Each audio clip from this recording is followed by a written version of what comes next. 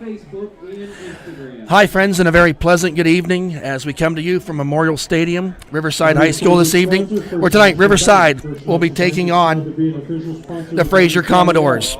Tonight's game featuring number 4 seed Riverside Panthers against the number 13 seed Frazier Commodores. Riverside, a record of 7-2, 6-1 in conference play, taking on a Frazier team that's 3-7 and 3-4 in conference play. Riverside Panthers just had a very, very strong regular season. And first off, we would like to welcome everyone to the EC Wolverines website. For those who've tuned in every week to hear the Elwood City High School team games, we appreciate that and was glad to do those games. Riverside being our next door neighbor, making the playoffs this year. Was talking to them, and their boosters asked our producer Brad Windhorse and myself, Thad Sturgeon, to come over and broadcast the games. So with Elwood City not in the playoffs, next best thing is have our neighbors at Riverside here and see how far they can go. We want to thank the Riverside football boosters and the athletic director here at Riverside for the invitation, and hopefully you have a wonderful evening for football. Nice night here at the stadium. Pretty full moon out there. A nice chill in the air. It's kind of that fall-like weather. No rain in the forecast. Field conditions look pretty good. Been wet and rainy here the last couple days, but watching the players warm up down there seem to have everything under control. But the Riverside coming in the number 4 seed in this 2A playoff game. The Panthers come into play at 7-2, 6-1 on the season after finishing as a number 2 seed in the Midwestern Conference behind Gardner World North Catholic. The Panthers are averaging 35.6 yards per game versus 13 yards per game with the opponent. Riverside played a decent schedule starting the season against Steel Valley, a team who won the state championship a year ago. Also, Riverside crushed rival opponent Elwood City to hold on to the coveted Rival Cup. Last year, the Panthers finished 9-3 on a season after losing to that state champion Steel Valley team in the semifinals 42-0. On the flip side, their opponent this evening, the Frazier Commodores, coming in as the number 13 seed in the 2A playoffs. The Commodores come in at a 3-7, 3-4 in conference play.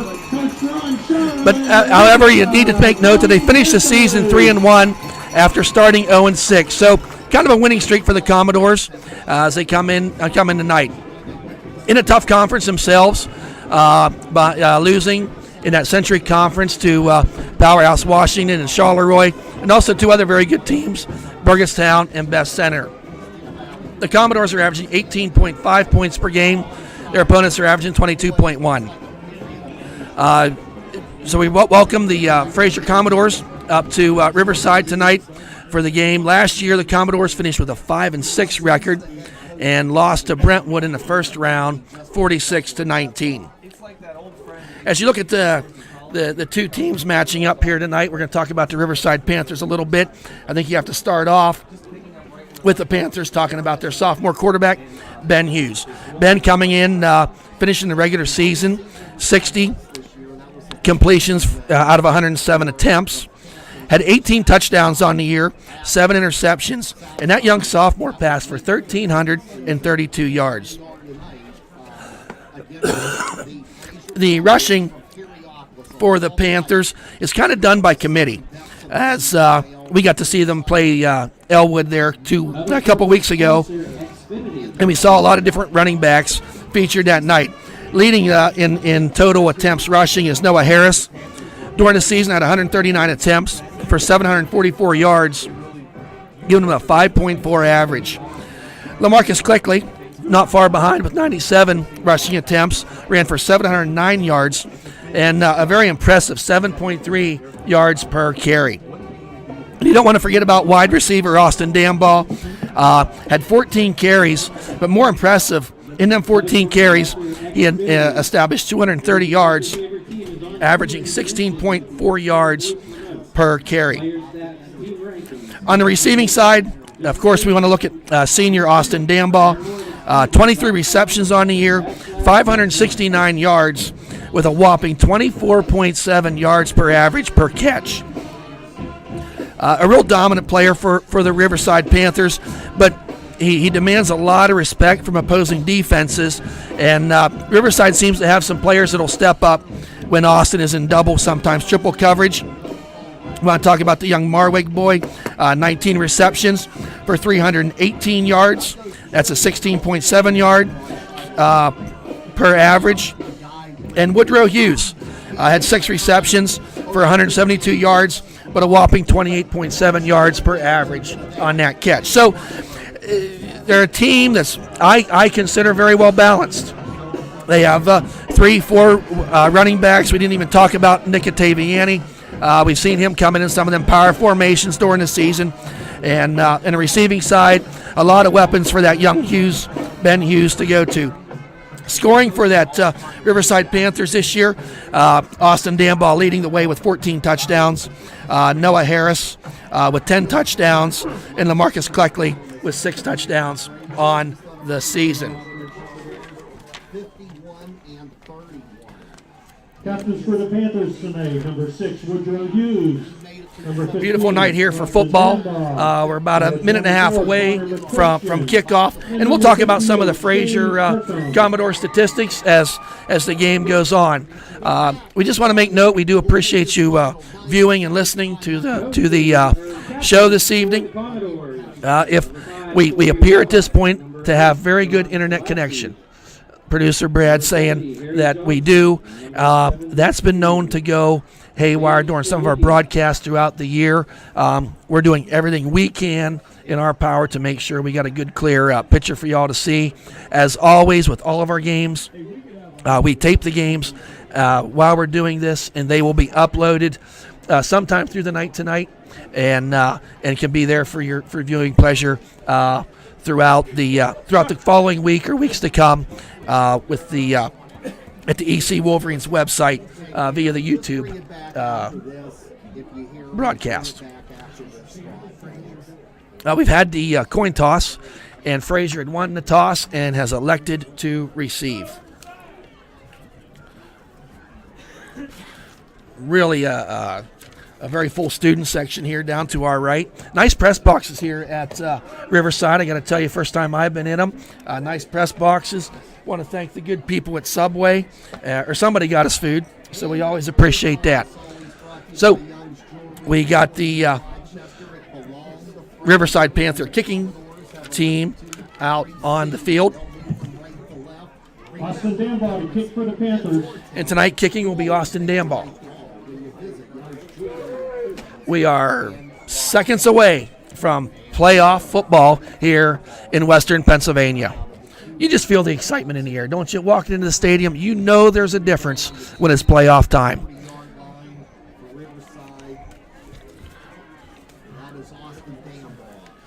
Back to receive for Commodore. Here comes the kick. Low line drive kick down there. Taken, muffed there a little bit, taken to the 10-yard line by number 8. Coming up over the, oh, he's hit hard. Welcome to the game, young man. Number 33 on the tackle. Marwig come in there, just came in there and just lit that young man up. Ball taken down there to, we're going to call it the 15-yard line. That's going to be about a 7-yard return on that. So Frazier, 1st and 10. Ball resting on the 15-yard line. Do we have a game clock? Play clock?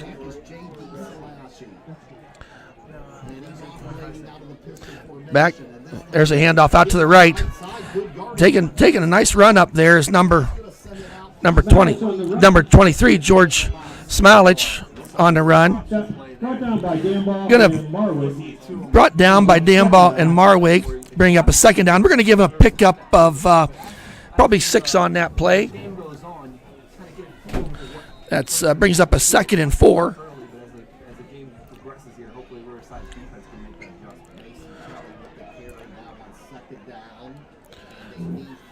Second and 4 in the shotgun. There's a handoff to the. No, there's a keeper up the middle. Looks like he's going to have the enough for the first down. Salashi, quarterback, on the carry. Going to bring him up 5 yards.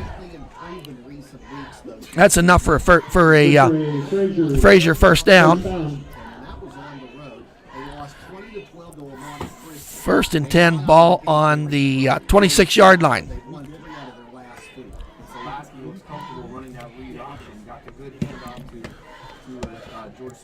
Salaski waits the snap in the shotgun. Jet sweep around the right, number 11. He's bought it up there, but finds his way forward. He's taken down for a loss. Number 11, Riccioli, on the carry. The Panthers defense read that. Woodrow Hughes in there on the tackle. Loss of 2, bringing up a second down and 12. Ball resting on the 24-yard line. The Riverside defense really sniffed that play out, trying to stretch that out to the left, and there was just nowhere for the running back to run.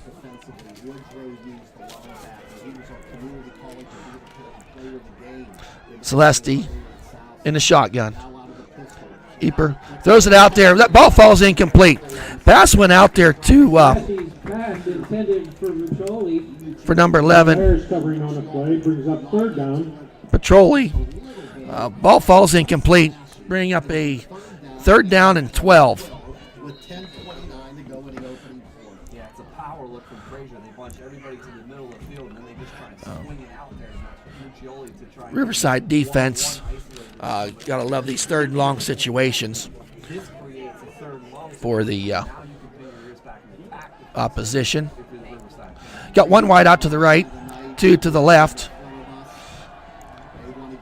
Zaleski in the shotgun. Moves his guy to the left, sidecar to the left.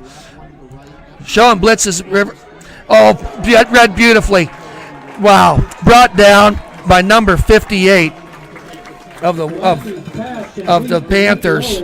Shane Kirkham on that play. Blitzing there by the Riverside defense, and they tried to almost do a dump over or center screen pass, and just read nicely there by the Riverside defense. Got damn ball back for punt return. Waits, and here's the punt. All right, nice kick there. Taken by Dambaugh at the 45-yard line. Finds his way around that left side. Got one man to beat. He got that man beat. He's at the 50, the 40, down to the 35. Keeping them legs a churning. Nice return to the 30-yard line. 25 yards on the return for Austin Dambaugh.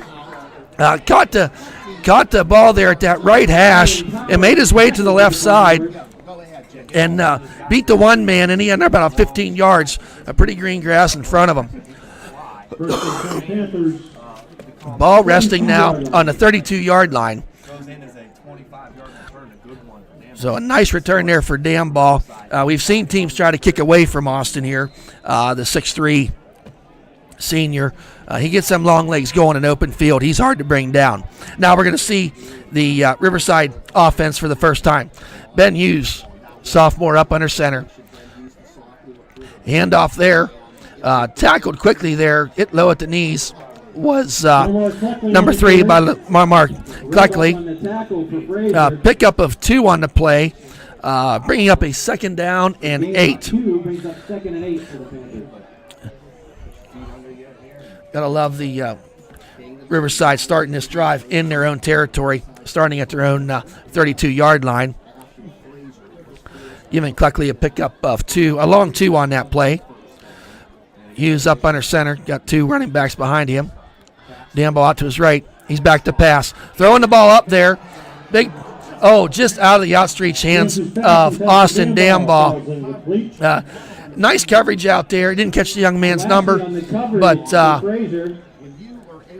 he Dambaugh just needed another step to get out there. So we get a 3rd and 8 now for the Riverside Panthers.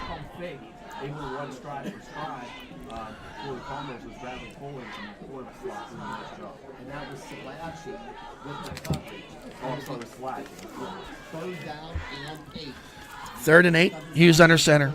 Little misdirection there. Handoff there to number Marwig just running down. I beg your pardon, Noah Harris.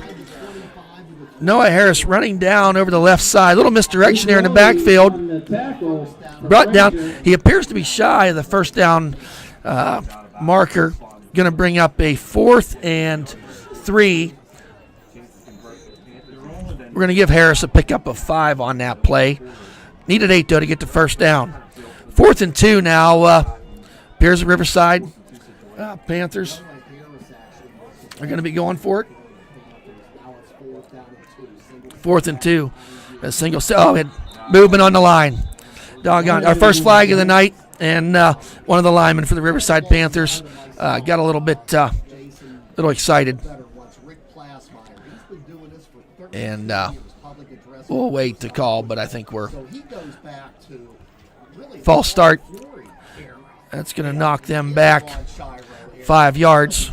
Going to bring up a 4th down and 7.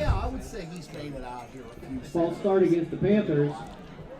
So that's going to be 5 yards against Riverside. So That's going to bring up a 4th, and they're going to call it 8. 11 on a turning clock. For those 5 yards. Bringing in some new personnel here for the And coaches feel about 3 snap penalties. Those are inexcusable. You can understand in the course of the game. or it looks like we're going to got a couple new tight ends in there.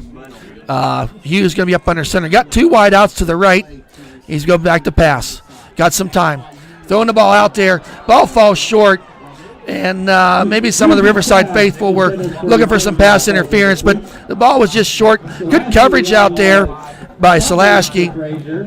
Ball over on downs. That's going to be Frazier Commodores' ball. A light bump as Now resting in the air. on Probably just not enough for the official to think, hey, you know what? the just shy of the 30-yard line. So Riverside's first possession on the nice return there by Austin Danball, punt return, comes up empty. Commodores now in their shotgun. Had movement there. We're going to wait and see who did that.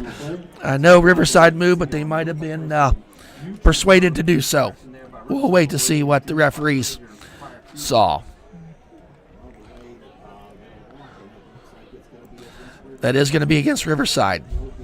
Riverside, penalties for the season really was not really a well-disciplined team. Didn't see a whole lot of penalties throughout the season. Neutral zone practice. That's a 1st and 5 now for Frazier. About a half an hour. Got 2 wide outs to the right, 1 to the left. Sends a man in motion.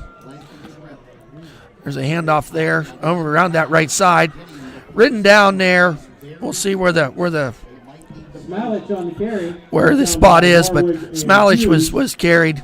Was the carrier. Norwig and Hughes on the tackle. They mentioned that Hughes, boy, name a lot so far coming in from that middle linebacker position. Second down on Did not get enough for the first down. Going to call it a second down and a short 1. Good one there. It's in an excellent position to convert on second down. Second down, they send the receiver to the right. We got a receiver to the left, 2 to the right. Shotgun is Selesky. He reads that and keeps it. Lunges his way forward. We'll see where they spot the ball. He didn't need a lot for that first down. Plug that hole up there. Yes, it is going to be enough for the first down. Credit McQuistion and Hughes with that tackle. It's going to bring up a 1st down and 10. Ball resting right there at the 41-yard line of Riverside. I beg your pardon, of Frazier. Rolling clock here, no score, 7:22 left to go here in this first quarter.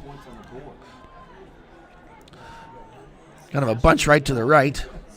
Solaski around that right side, getting them legs going. Ridden out of bounds, pick up a couple yards there. driven out of Pick up a bounds 4 by on the play. Marwig over there again, pushing him out of bounds coming from that linebacker position. Brings up 2nd and 6. for Going to bring up a Frazier. 2nd and 6. 3 and 7 against the Seaview. Some of the games they played in the last month or so. We'll wait. We got wide formation here by Frazier. Got 2 wide outs to the right, 2 to the left. A lot of guys on that line for Riverside. Missed up that ball.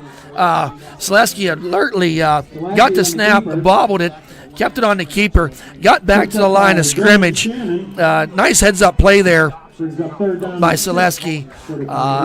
That could have been disastrous for that team, but he's able to keep the ball and just get back to the line of scrimmage. So a 3rd down and 6 here. Ball resting on the 45-yard line. So big play here for the Riverside Panthers defense, trying to get that ball back.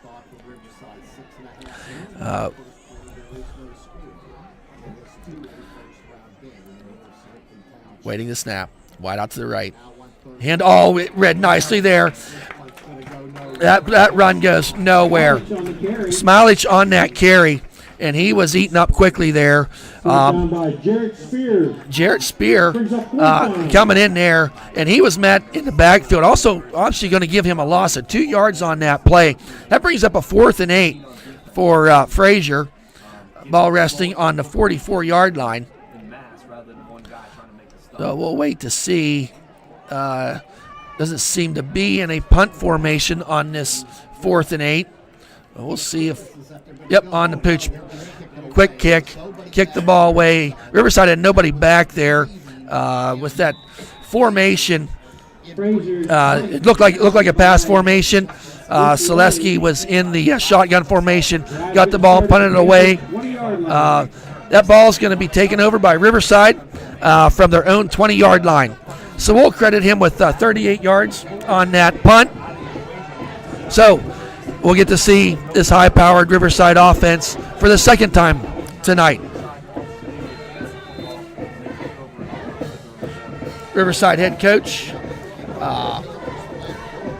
Ron Sciarro. This is his 2nd year, am I correct, Brett, as head coach? And we'll get to the assistants here as the broadcast goes on. Got Hughes up under center. There's a pitch out there to Austin Damball. Breaks his way to the right, makes the first man miss. Damball on the carry. There was a loose football, and Frazier has recovered that ball. Austin was just running his way forward there, made the first man miss, started dragging some people. Somewhere along the way, that ball came out. Ball over, turnover for Riverside. Frazier taking over from their 26-yard line. Tremendous field position here for Frazier as they come out here after the turnover.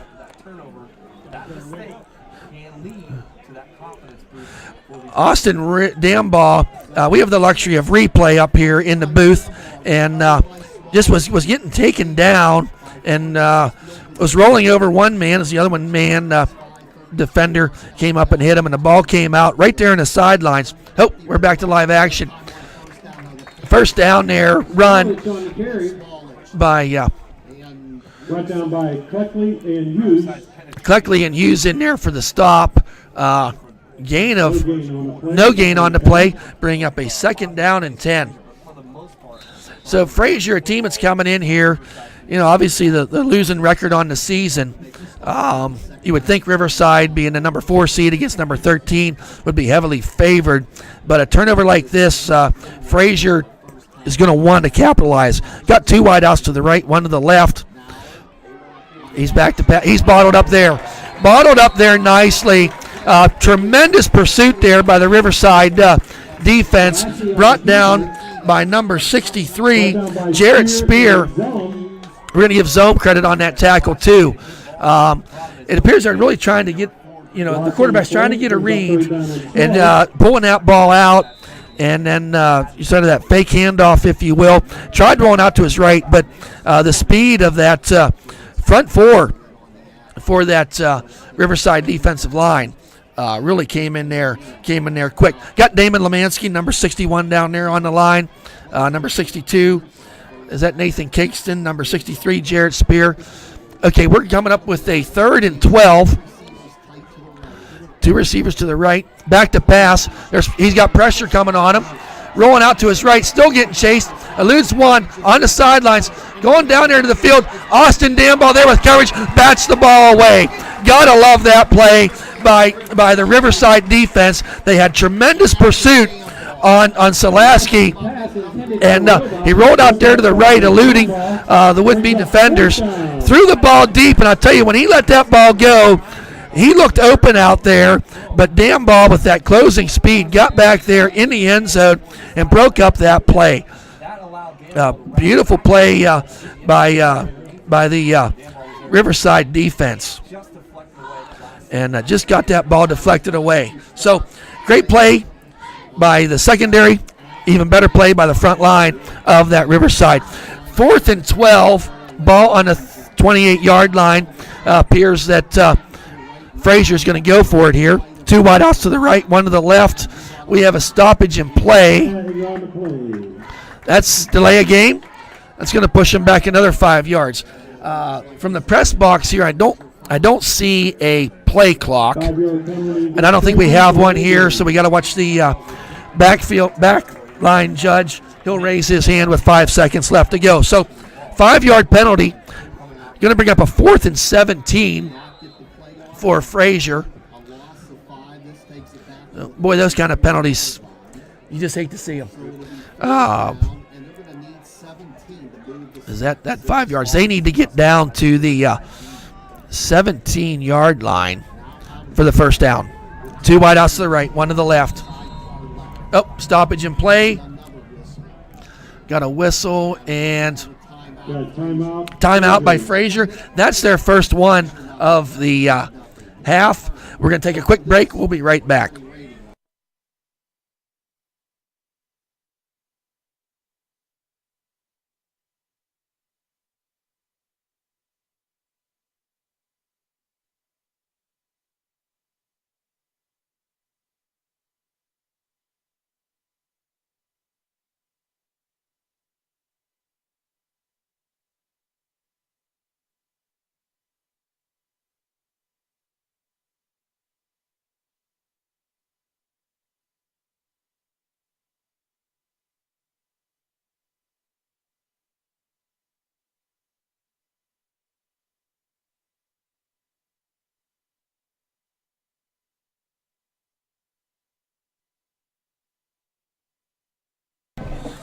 Welcome back, folks, in a 0-0 contest here with 3:51 to go in this first quarter. Coming back after a timeout, the Frazier Commodores calling that timeout. A 4th and 17 here, ball resting just shy of the Riverside 35-yard line. Needing to get the ball down to the 17-yard line. So we'll see what Frazier has drawn up in the playbook for 4th and 17. Riverside defense. Boy, I'm telling you what, it looks like a blitz coming. There, we got penalty on the play, flag on the play.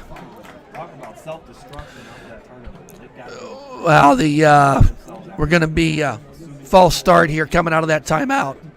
False start against Frazier. They came up with that. They recovered that fumble at the, if I remember correctly, the 26-yard line. And I've just gone nothing but gone backwards. So we're at a 4th and 22, ball now resting just shy of the 40-yard line. Salaski in a shotgun, 2 wideouts to the right, 1 to the left, 2 to the left. Oh, quick punt again. Tried that quick punt again, and, well, it goes into the end zone. Goes into the end zone. They did that quick punt again to full Riverside. Nobody was back there for Riverside, and that might have been a blessing in disguise because Riverside's going to have a ball on their 20-yard line. So no harm from the turnover on the last possession, but you had to be impressed with the Riverside defense. Riverside defense on that last stand. So here we go with the Riverside offense. We've seen some nice plays out of them, but have not yet to establish that long drive. Hughes, handoff there. Oh, there's a big hole up the middle. Goes. That was Cleckley on the carry, right over between the center and guard, and weaved his way through there. Brought that ball up to the 30-yard line for the spot. Just inches shy of the first down. So give Cleckley a pickup of 9 on that play. So Here we go. It's 2nd and inches. Hughes under center. Hand off there. Lamar Cleckley. He's going to have enough for the first down. Riding his way forward there. We'll see where the spot is. He was tangled up by a host of Frazier would-be tacklers. I call Loon on the tackle. That's a Panther first down. So we got a 1st and 10. Ball now resting on the 33-yard line.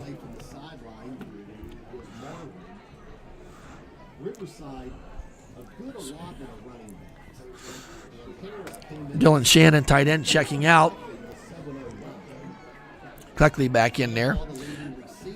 Hughes under center. Handoff there. Quick move there to the right. Pickup of maybe 3 or 4, maybe 3 on the play.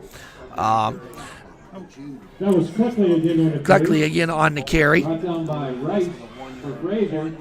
Just going to give him a pickup Pick up a 4 on that play. Going to bring up a 2nd down and 6. 68 on the board last Friday night in a game that we broadcast. A luxury that the coaching staff has here. They really can rotate them running backs in and out. We're seeing that a lot, and I'll try to keep you apprised on what's going on with that.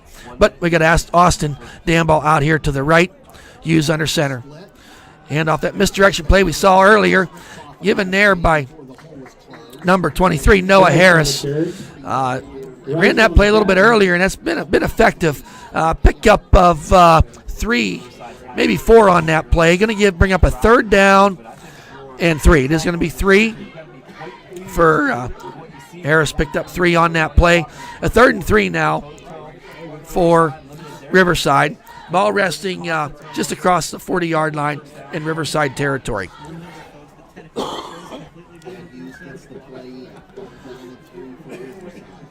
Hughes up under center. Have not seen Hughes in the shotgun very much tonight. Sending Danball in motion. Pitch out there to Danball. Over that left side. Drives his way forward. Got the first down. Going to give him up to the 48-yard line. Pickup of 5 on that play. Needed 3. That's good for another. Got 5 on that carry. Ball resting now on the 47-yard line. So our second first down here on this drive for the Wolverines. I beg your pardon. I knew I was going to do that tonight. Not the Wolverines. the can't teach an old dog new tricks. The Panthers up to the line. Hughes under center. Danball in motion. The pitch there, handoff over there to Lamar Cleckley. Driving that way forward. Or I beg your pardon, Noah Harris on the carry. Pick up of 8 on the play. Selesky on the tackle. We see J.D. Selesky playing both sides of the ball here. Quarterback in at the linebacker position. So going to give it a 2nd down and 3. Ball resting on the 45.5-yard line in Frazier territory. Tight formation here by Riverside. Hughes handoff there to Cleckley, running out there to the left side. Cuts his way back and got positive yardage there. Got the first down and more. Cleckley rolled around that left side. I thought he was going to keep going for the sidelines and cut his way back to the right. Got himself probably an extra 3 or 4 yards. How many do we credit Lamar on that carry? Probably 7 yards. We're going to give him 7 yards. We'll have all the official stats here at halftime and postgame here at ecwolverines.com. So that's a 1st and 10 for Riverside. Hughes under center. Handoff there. Nice carry there by Noah Harris. And I tell you what, going to give him a pickup of close to 7 on that play. And I tell you what, folks, as you're watching here, watch this Riverside line just pushing them all across. That's the end of our first quarter with no score. We're going to take a quick timeout. We'll be right back.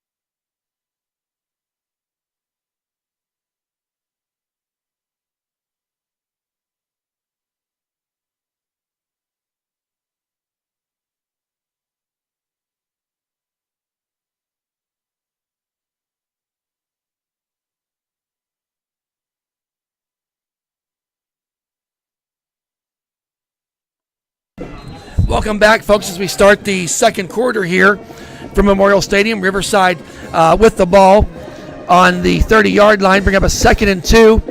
There's a handoff there. Goes to Cleckley, breaking that left side. Taken down. Saving tackle there by J.D. Selesky. Yeah, he picked up 20 yards on that play. And I tell you what, that young man gets them legs turning and just kept that ball going. And I thought he was going to break away into the end zone there, but taken down by behind when Marmar decided to try to cut to the right. In that first half, total yards, Frazier had 5 yards to Riverside's 56. Penalties were equal at 2 penalties apiece. Ball is resting on a 9-yard line. 1st and goal. Hughes under center. Handoff there to Cleckley. Bouncing out there to the left side and gets down inside the 5-yard line. Just driving forward and just kept them legs churning. And just able to kind of roll it out there and bounce it forward for a couple more yards. So hard running, and on this drive, probably more than what we've seen, the offensive line for Riverside just knocking them Frazier Commodores back. These running backs for Riverside are not getting any contact until they get a yard or two past the line of scrimmage. So that brings up 2nd and goal from the 5. Up under center, sophomore Hughes. It's the handoff. Handoff there. Noah Harris. Oh, hard hit. Harris on the carry. Did he? Doing on the tackle. On the tackle. It appeared to maybe have lost the ball, but still Riverside ball.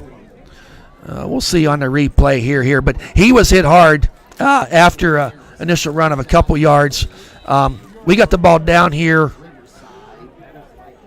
We get the ball at, we're real close to we're inside the 1-yard line. 3rd and goal for the Panthers on the 1-yard line. Big play here for Riverside, trying to punch this ball in. Hughes up under center. Quick handoff to Harris. Drives himself forward for the Riverside touchdown. Harris got that quick handoff from Hughes and just followed his line and fell over top of it. Found his way into the end zone for 6-0 score for the Riverside Panthers, scoring with 10 minutes and 11 seconds to go in the second quarter. A very impressive drive there by the Panthers that started on their own 20-yard line. 80-yard drive, first downs. Didn't see a lot of big runs. Drive, 20-yard run there by Cleckley. On for the extra point. That kick is up and right down the middle. That's 7-0. Your Riverside Panthers ahead of the Frazier Commodores. We'll be right back.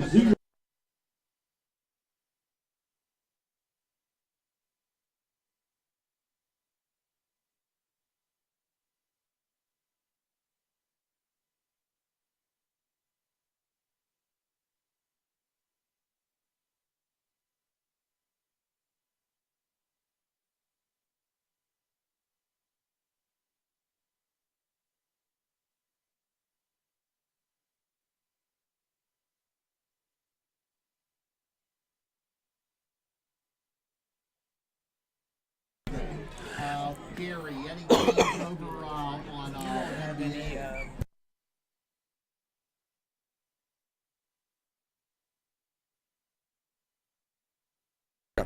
Welcome back, folks. 7-0 the score here. The Riverside Panthers on an impressive 80-yard drive. The kicking team on now, Austin Danball, number 15 on for the kick. Here's the run up and the kick. Squib kick down there. Was that touched? Their squib kick went out of bounds, but I think one of the up men touched it. So even though the ball went out of bounds because it was touched, that he had touched that ball, there is no penalty for the kick going out of bounds. Squib kick that was mishandled by a Commodore, but it goes So out of bounds. there's no foul on the play for out of bounds because it was touched by one of the Frazier Commodores. But So Frazier starts this drive from their 26-yard line. Frazier had time of possession in that first quarter, but only had 5 yards of total offense. Now In the shotgun is Selesky. 2 wide outs to the right, 1 to the left, sets the man in motion. Rolling to the left is Selesky. Looks to pass the ball just out of the hands of number 44 wide receiver Trevor Griffith. That ball falls incomplete. So that's going to be a 2nd and 10. But just Selesky's pass, just a little too long there, too far there for Trevor Griffith to come across the play. Once again, good pursuit by the defensive line from the Riverside Panthers. And that doesn't help them. More good news from Rochester. The Rams have built a 16-0 lead. Okay, Selesky up under center this time. There's a fumble on the snap. Loose football. It's still down on the ground. They're scrumming for it. Riverside seems to think they have it. Let's wait and see what we get here on the bottom of the pile. No, that is belonged to Frazier. But it appears the ball was fumbled on the exchange, and that ball bounced around there for a little bit before somebody could claim it, as the referee seemed to think that, boy, they were pulling and tugging at each other. We see on the replay. But nonetheless, it's no gain on the play, bringing up a 3rd and 10 for the Frazier Commodores. So once again, tight formation here for Frazier. Selesky up under center. Oh, hit. Oh, man. Big time. Untouched. Comes in. Mr. Damon Lemansky. He's good. We've heard about him for several years on the other side of the tracks at Elwood City. Great player. He came through there untouched. Sack for Lemansky. Loss of 5 on the play. Big time defensive play there. Bringing up a 4th and 15, obvious punt formation for the Frazier Commodores. 3 and out for Frazier. That ball's blocked. It's thrown up in the air. They're looking for it. Somebody falls on it. It's not going to matter. Wow, who blocked that? There is a flag out there. There's a flag out there. We got to see what that is. But I don't know who leaped in the air. We'll see on replay who blocked that ball. But that ball went probably 30, 40 feet in the air. I don't know. But the players were like looking for it, wanting to make a fair catch. Who did he give that block to? I missed that. But he just came in there. Wow. Number 65. Who was that? Joel Zellum. Joel Zellum with the block, and he got all of it, folks. Ball over. The ball was recovered by a Frazier Commodore. 4th down. Ball over on downs. Excellent field position for Riverside. That ball's resting on just at the 12-yard line. Huge turn of events. Hughes handoff there. Rolling out to his left. He's got a minute. Does the Heisman. Gets a block. Rolls his way forward. Does Lamar Cleckley. Down to the 2-yard line. Wow. Just found his way to the left. And nice blocking up there up front. He gave that stiff arm there. Did Marmar. Took the ball down to the, we're going to call it.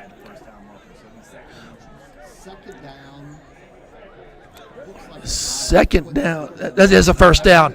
That's the goal line. That's 1st and goal. That's 1st and goal. Got the first down.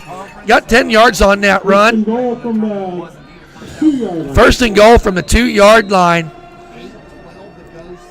8:10 to go here. 2nd quarter. Riverside threatening.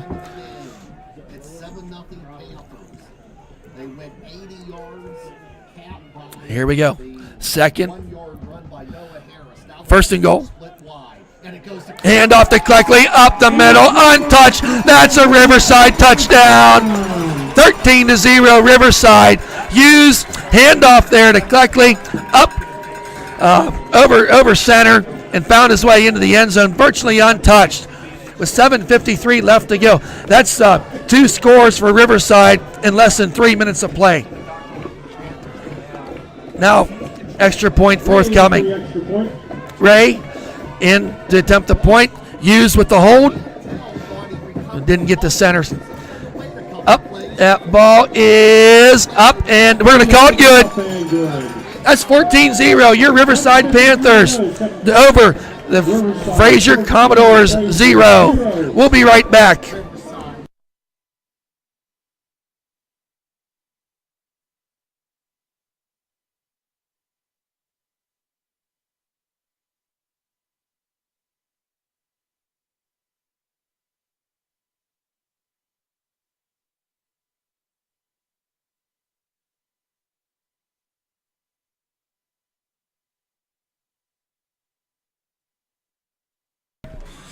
Welcome back, folks. After that 13-yard drive there by the Riverside Panthers, aided by the blocked punt attempt, that punt blocked by Joel Zellum. And there were several guys there who could get in there to block that. Joel got his mitts up there and got that ball. And 13-yard play. We had just 3 plays on that drive. It took them to go them 13 yards to get the touchdown. Here we go, folks. Austin Danball in for the kick. The kickoff, the run up and the kick. Line drive kick taken there to 15-yard line up over the left side. Missed through one tackle. Driving his way forward up to the 37-yard line. So a nice return there. Brought down by Woodrow Hughes. Woodrow Hughes on the tackle. We're going to give him 22 yards on that return. Frazier will take over at the 35-yard line. So it wasn't quite that far on that return. We're going to give him 20 yards on that. So out comes the Commodore offense. Zalaski in the shotgun, got 2 wideouts to the right, 1 to the left. Trying to quarterback draw. Met there at the line of scrimmage. Follows his way forward. Probably going to give him 2 yards on that carry. Keeper did Zalaski. Brought down by Shannon. Shannon with the tackle. Brings up 2nd down and 9. Just gave him 1 yard on that play. Bring up a 2nd down and 9. I tell you, these Frazier Commodores right now would probably just be happy to find themselves getting some positive yardage, even a 1st down. You hear a lot about this Riverside offense, but from where I'm sitting tonight, you got to be impressed with this defense. Bunch formation to the left, wide out to the right. Zalaski in shotgun. Back to pass. Throws the ball out there. Throw too high out there to Riccioli. Intended for Riccioli. Ball is a little bit too high. Ball falls incomplete. Bringing up a 3rd down and 9.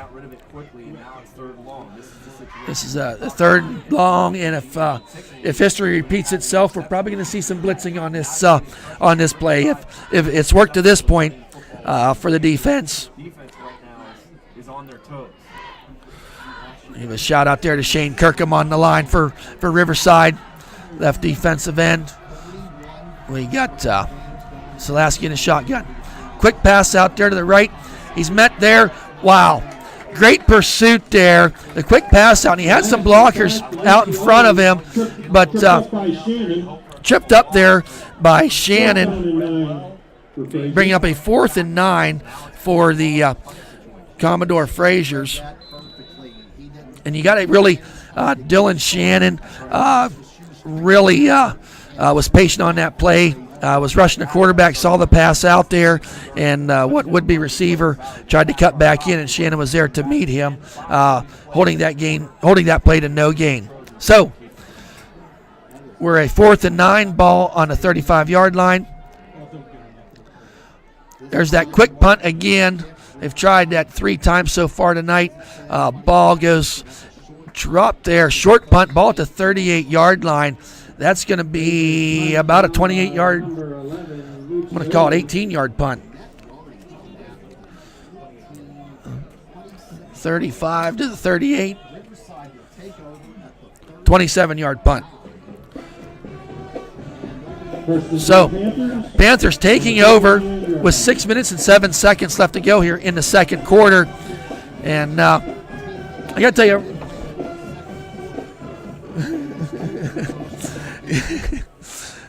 the Riverside, that first quarter we saw them move the ball, but maybe just not like we are accustomed to seeing. This second quarter has been all Riverside. Hughes up under center. Damn ball out to his left. Puts him in motion. I formation behind him. Hughes, handoff. Cleckley driving the pile forward. Going to give him a pickup of 3 on the play. Give him 4 on the play. Bring up a 2nd down and 6. We have an injury on the field. The Commodore Frazier player is down. We'll take a timeout and be right back.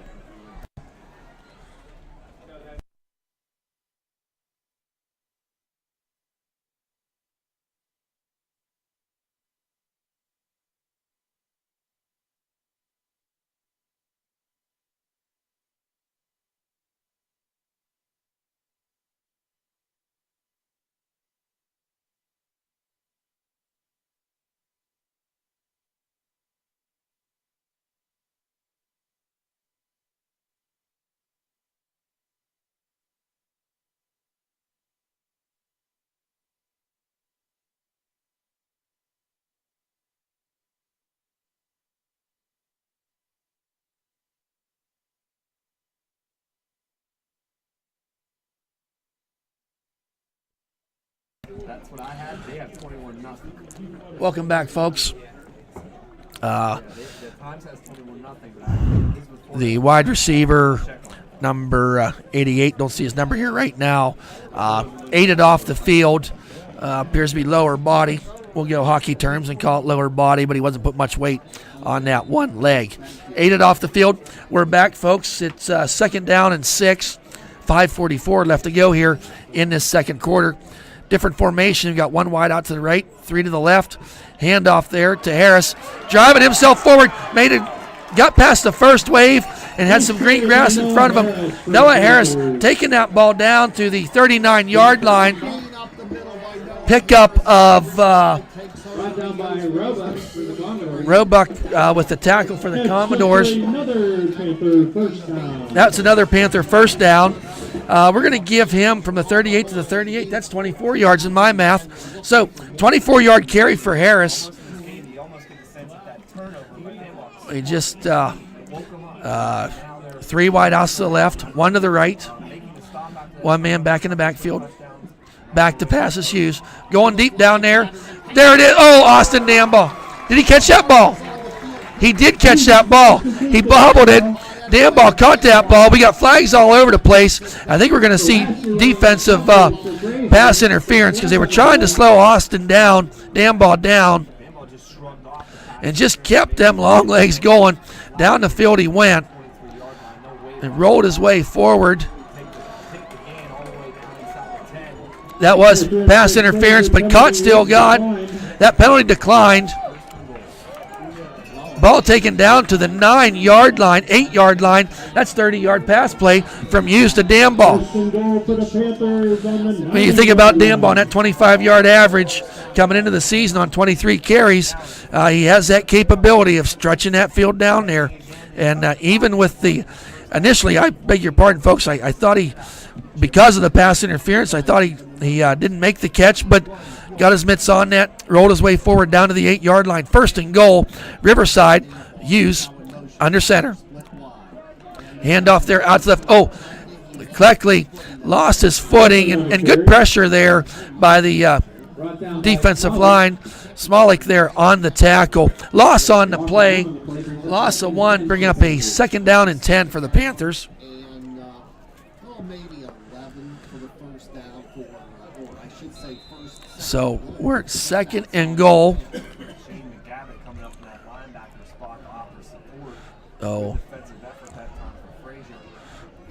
You know, when you line the kids up, the players up side by side, you know, Frazier got some pretty good-sized guys up there on that line, but the Riverside offensive line been able to push them around here in this second quarter. Hughes under center. I formation back. He's going to pass. Got a man wide open. Oh, he just overthrew him. Oh, good googly moogly. Hughes had Shannon out there, just overthrew him. Shannon had a step, maybe 2. I bet you Hughes would like to have that pass back. But brings up a 3rd and goal from the 10-yard line. So we'll see what the coaching staff here for Riverside has. So on that play, Hughes came out of that. Did he come out of the backfield? No, just on the tight end position and found himself open. Kind of a Dylan Shannon was the intended receiver. Okay, back. Quick pass out there to Lamar. He's got a blocker downside. Finding him way. Oh, just finds himself just short of the goal line. Hughes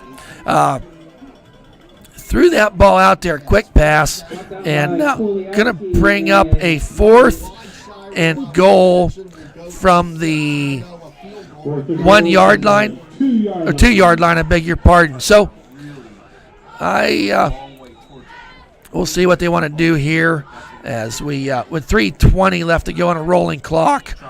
Hughes coming in. Would almost think that our play clock's going to be getting down here. We'll keep an eye on that back, Judge. Coming up to the line. 4th and goal from the 2-yard line. 2 wide outs to the left. 1 back behind. Hughes back to pass. Finds the ball. That ball's intercepted. Intercepted at the 1-yard line. Going down the field line, down to the 40, down to the 35-yard line is number 21 for Frazier with the interception. Kulikowski taking that ball, kind of reminiscent of a James Harrison interception in Super Bowl years ago. Hughes back to pass, had pressure, tried throwing that ball, intercepted, turnover, Riverside. So big turn of events here. Riverside threatening the interception, and he had a lot of green grass in front of him. That was 1 or 2 tackles away from a pick 6. Nonetheless, Frazier taking over at their own 36-yard line. Selesky under center, 2 wide outs to the left, goes back to pass. Has a little time this time, but it's bottled up. Bottled up and goes down. Selesky taken down by number 8. Woodrow Hughes in there for the sack. He had a little bit of a pocket, did Selesky that time, but it did close quickly. You almost got to give the secondary little help on, little shout out on that, because back there to pass, he had nowhere to throw to, and that pocket closed up quickly. 2nd and 6 or 2 minutes and 15 seconds left to go here. 2nd and 14, loss on that sack. Selesky, we got a flag. We'll wait. 2 flags on the play. Everyone sees it. So that's a false start on Frazier. You know, so they've had to fumble earlier in the game. That Frazier did. Got nothing out of that. Actually, they went backwards on that drive, and now here we are again with that interception return to the 36, loss of 4 on the sack, and now on 2nd down, came up with a false start. So 2nd and 20, ball resting on the 26-yard line. Yeah, they're winning up front. I mean, those guys are getting some great penetration. So Selesky in a shotgun, 2 wide outs to the left, 1 to the right. Back to pass. Quick pass out there. Hit there by not much on that play there. That Selesky was complete to Smolich. Taken down there by Cleckley. He was met initially in the backfield, eluded that tackler, found his way forward for 4 yards, bringing up a 3rd and 16. And we have a stoppage in play. Timeout, Riverside. So we got a timeout here by the Panthers. That's their first of the half. You maybe think that they're thinking here, we got them on 3rd and 16. Do we have a chance of getting the ball back here in this half? I'd almost want to think that's what Coach, this coaching staff, Rod Scarrow, is on this Riverside team. I want to give recognize the assistant coaches for Riverside. We got Bill Hand down there, Jay Harris, Chuck Halk, Bill Hughes, Jeff Merrick, Brian Moore, David Pietsu, John Severin, and Fram Ramsden. So they're in the press box right next to us. Chatted with them a little bit before the game, some of the assistant coaches, and well-coached team here at Riverside, and played a really, really good regular season. Coming out here after Monday night where the seedings were announced as a number 4 seed.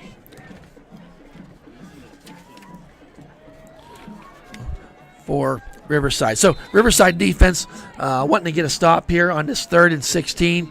The ball resting right there on the 30-yard line. We'll have all the halftime team statistics here for you. At halftime, we'll let you enjoy the bands, but we got a minute and a half of play here before we get to that. Riverside just sent 3 men that time, and screen pass. Got there, not much there. Well short. Selesky's pass was complete there to Lucioli. We'll credit Kirkham and Harris on the tackle. Bring up a 4th down. Was that another timeout by Riverside to stop the clock? I believe there was, or acting like it was. Okay, timeout. We'll be right back, folks. Minute 18 left here, 14. Riverside, Frazier Commodores 0.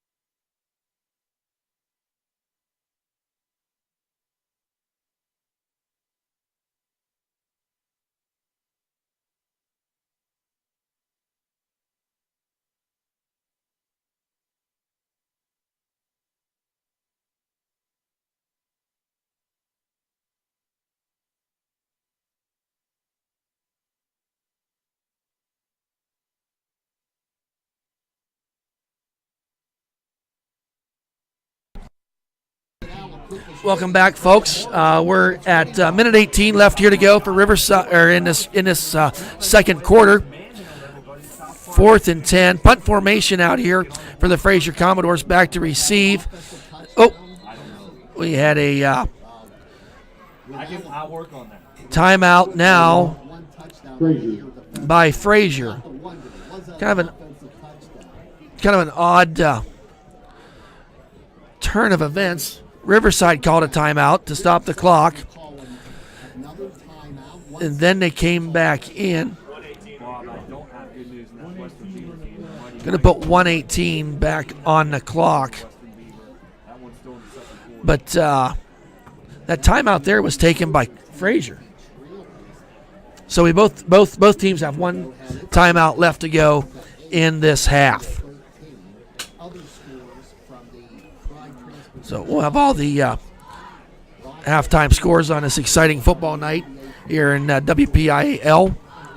The winner of this game will be taking on the winner of the Charleroi-Avonworth game. Haven't heard a score on that yet, but we'll have one for you. And that they don't really determine where those games are being played at until Monday. That'll come out.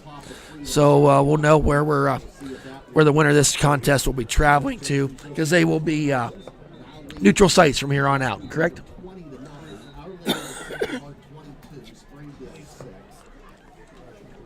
So, timeout by Riverside. Out in punt formation comes Frazier, and they call a timeout. So there's something there they didn't like, or something on that formation. Because remember back there in the beginning of this second quarter, which kind of started things for Riverside, came in with that block punt. So just one man back there now, Austin Dambaugh. Here's the punt. There it is. High kick. Taken there by Austin Dambaugh from his 25. Shake and bake there, does he? Got a penalty. Fred, we're going to see a block. Dambaugh did not have much room to run there. Had to go back to retrieve that kick. Good punt there. That punt was 35 yards on that punt. Nice high punt. And we'll see what the what the flag is, kind of in that block in the back territory. Jim Frederick for his help tonight. Jim's been the public address. So we'll wait and see, and they're marching the ball back. But their game was moved to Ambridge tonight, so Jim said, hey, I'm going to join you guys. That was an legal block in the back by Riverside. So Riverside will take over 1st and 10 from their what looks like 11-yard line. So a long field here for the Panthers. 1 timeout remaining in this half. They be any more intelligent. I said it sounds like Oh, okay. I didn't say he made So we'll wait to The ball goes all the way back to the 12, so that might change the strategy of Ron Shiloh with just 64 ticks left in the first half. Jim said they gave him the boot in Amber. They said go up there and hang out So- with Bergman. here we go. 1st and 10, ball on the 12-yard line. 3 wide outs to the right, 1 to the left. Handoff there to Hughes. Big hole there for Noah Harris. Brings that ball up to the 1st down. Brings the ball up to the 11-yard line. Hold the phone. No, we got a flag on the play. Stopping the clock with 59 seconds. If it is against Riverside, they might just want to run. We'll wait to see where. So nullify the 11-yard. So that takes away that nice 10-yard run there by Harris. Holding on Riverside. Holding against the Panthers. So For being 8-6, I thought it would get more. that's going to be buzz with, ball taken back. It's half the distance to the goal. Back to the 5-yard line. That brings up a 1st and 15. Hughes under center. They're just going to take a knee. They got a long field ahead of them, and just going to be content with letting that clock run out. wanting to get into the locker room. Going to need to take off another play here to for the 25-second clock. Yeah, they might have to snap it one more time. But appears they're going to have to snap one more time. So Riverside Panthers going to go in at halftime, leading the contest 14-0. Could have been more than that. Down there at the 4th and goal from the 2-yard line. Hughes down once again. The ball was intercepted by Frazier. Probably the biggest mishap for the Panthers this evening. So that concludes our first half of play here at Memorial Stadium. Riverside Panthers 14, the Frazier Commodores 0. Are we just going to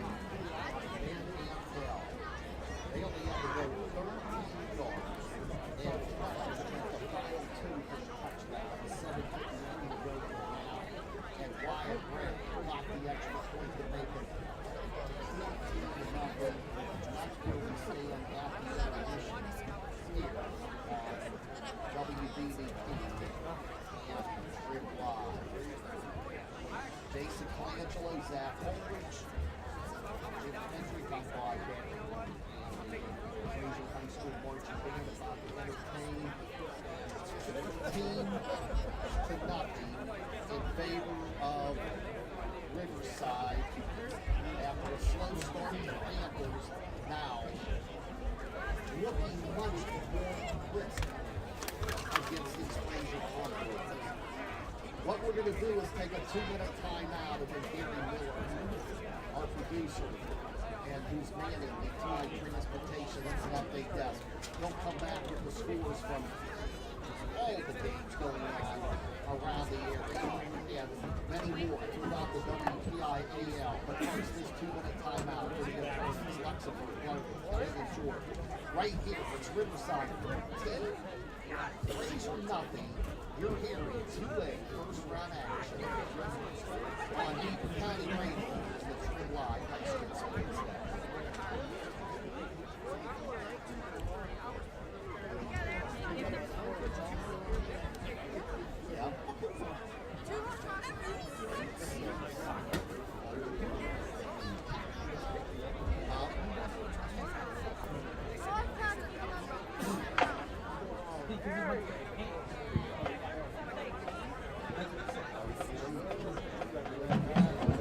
Now, entering the field, please welcome the pride of Perryopolis, the Frazier Commodore Marching Band. The band is led by drum major Jenna Klausner, with head majorette Jessica Chaboy, color guard captain Jenna Klausner, and co-captain Brianna Broadwater. Dance team captain Lizzie Gula and featured twirler Sydney Varga. This year's show is entitled Marching Band Revolt, featuring music centered around a common theme of resistance. Our first selection this evening is We're Not Going to Take It by the 80s hard rock group Twisted Sister.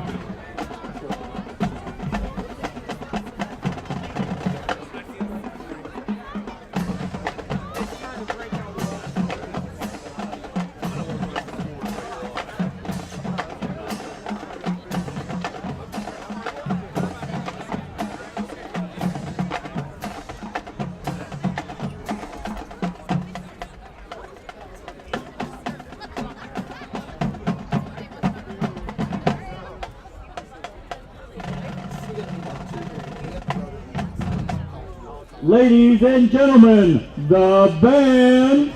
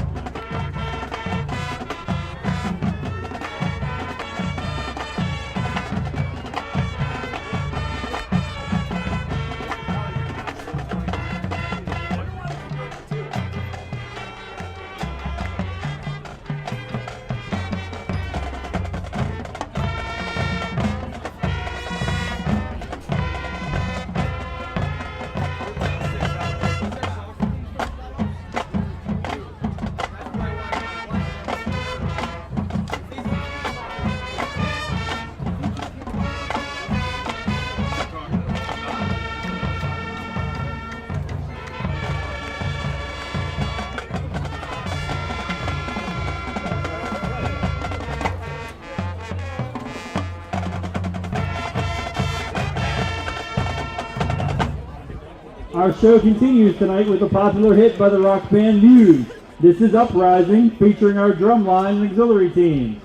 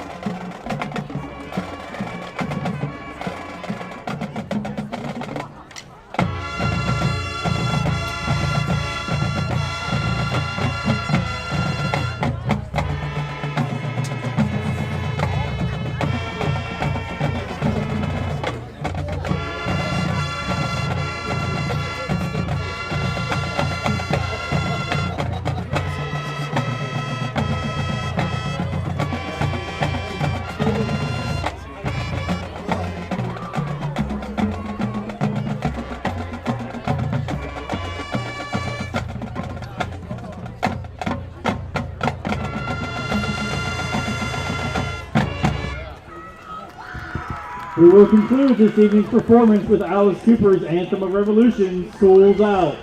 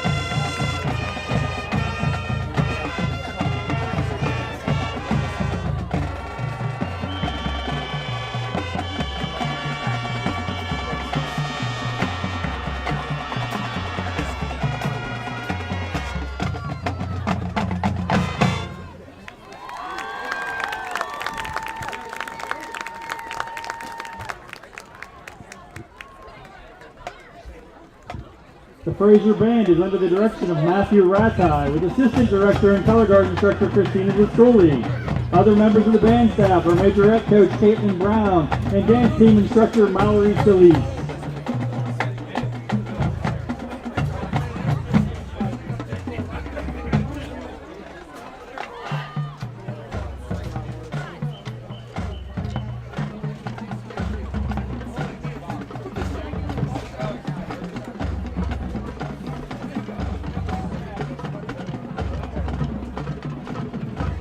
Good evening, fans of football and good music. Tonight, the Riverside Panther Marching Band is going to rock the stadium with featured music by the iconic band Green Day, which has been generating hits in the alternative music scene for the past 20 years.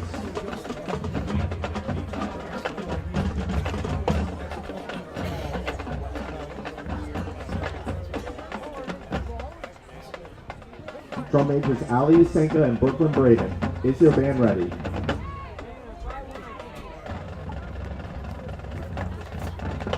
Our first selection is one of Green Day's recent hits from its 2016 album, Revolution Radio. Here is Bang Bang.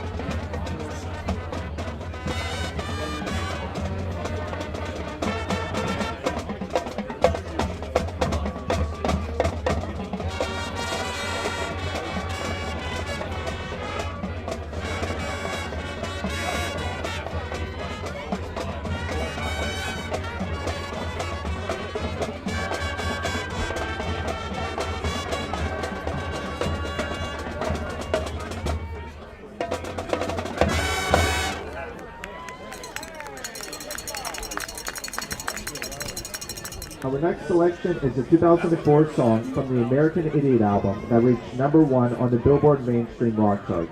Sit back, relax, and enjoy this little holiday from the past week. Here is Holiday. Address duties for Aliquippa football. They moved the game from Aliquippa to Anchorage tonight. And of course, you don't know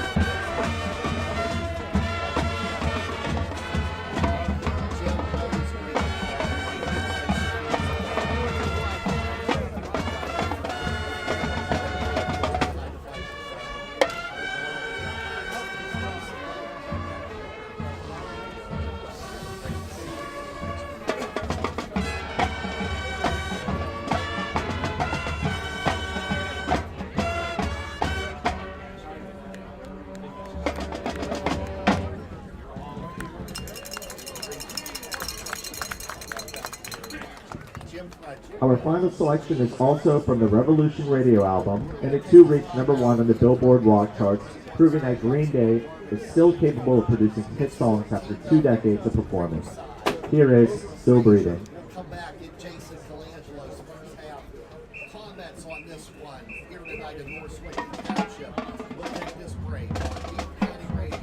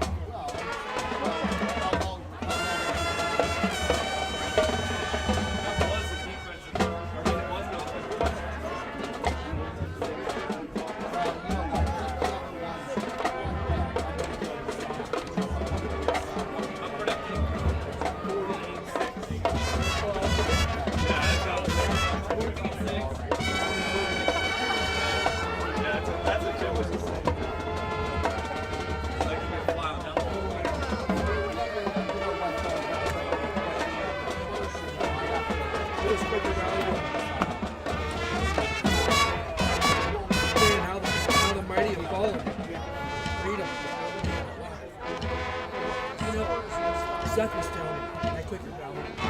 And he had not played.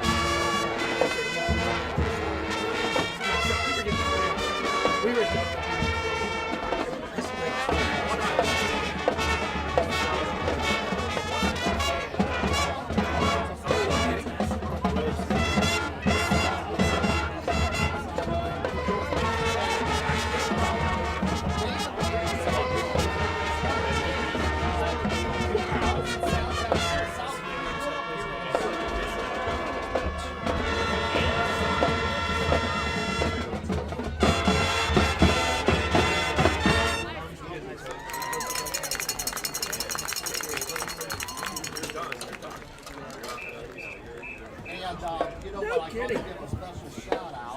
The Green and White hope you enjoyed their nod to Green Day.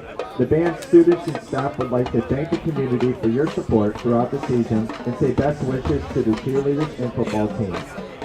The Riverside Band is under the direction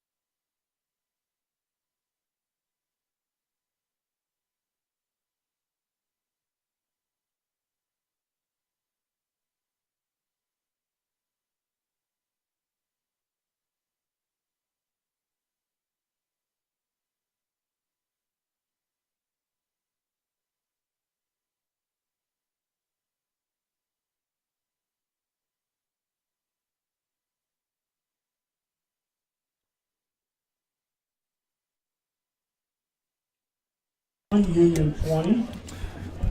Welcome back, folks. We're just 3 minutes away here from kickoff of this second half with Riverside Panthers 14, Frazier Commodores 0. Going to give you some, I beg your pardon, first half stats here. Frazier, total yards here in that first and second quarter, first half of play.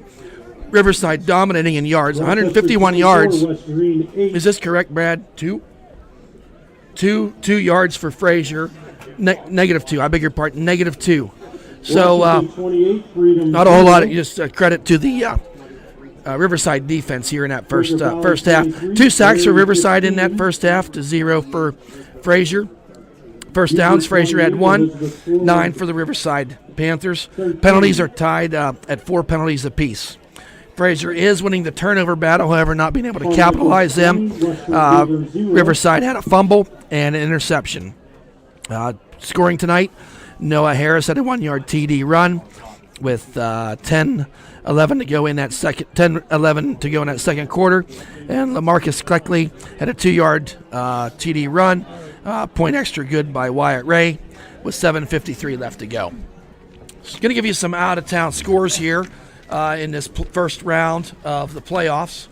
Rochester, 24-8 over West Green. Washington defeating at halftime, beating Freedom 28-0. Wow, Freedom starting that season off 5-0, and I don't think they've won a game since. So, kind of a close game here. Steel Valley, I believe they were top seed or right up there toward the top, is leading Laurel 14-7. So Lawrence County Laurel Spartans. Laurel, we got a 116 matchup there that's very, very competitive. Steel Valley 14, Laurel 7. Something that's, for those that are familiar with the Beaver Valley Conference, Quaker Valley is leading Derry 23-15, and those are two teams I would expect a really good football game, having been able to watch both them teams play this year.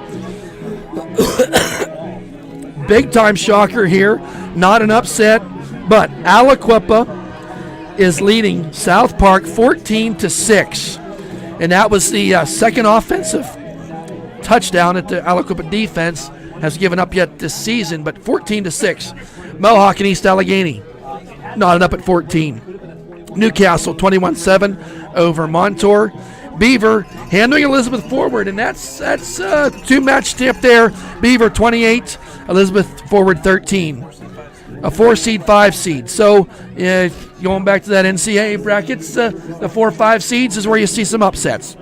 Seton LaSalle 21, Freeport 2. Neshannock and Burgettstown knotted up at 14 apiece. Fort Cherry, 1-point lead, leading Union 21-20. Jeanette 42, Monessen 0. Pine Richland handling Norwin quite easily, 42-7. Avonworth and Charleroi, which the winner of that game will play the winner of this game.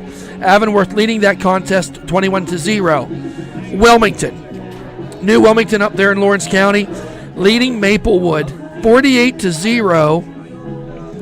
And we understand that they've not enforce the mercy rule. We're not really sure why. No one seems to know.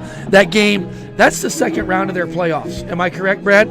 Second round of their playoffs, New Wilmington 48-0 over Maplewood. That game is at Slippery Rock University. A couple more notes here for you. South Fayette 21, West Mifflin 0. Clareton 25, Summit Academy 6. Just a little flashback to last year. Zane Dudek, who graduated from Armstrong High School over there in Armstrong County, broke the rushing record for, was that 2A or WPIAL? WPIAL 4A overall, broke that rushing record last year. Tonight has 4 carries. He's playing for Brown, has 4 carries for 111 yards and 2 TDs. That game is in the first quarter, happening right now on NBC Sports Network. So great to see one of our local players here from Western Pennsylvania, having a heck of a night on the big stage, on the big screen. So congratulations to Zane Dudek from Armstrong High School. So we're a few minutes away here. We have Riverside out here warming up on the field. We're waiting for Frazier Commodores. I don't ever pretend to think what goes on in a locker room at halftime.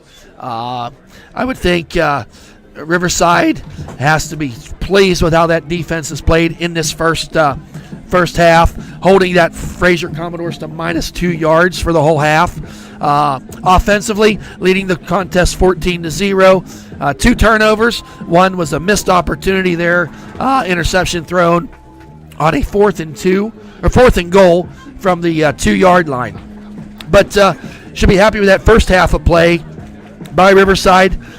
Some of the mistakes they've made tonight could hurt as the competition gets a little stronger as we go through the playoffs. But not looking down the road, we got 2 more quarters to play here tonight to get the win here for the Riverside Panthers. We're, I think, probably at least 3 minutes away from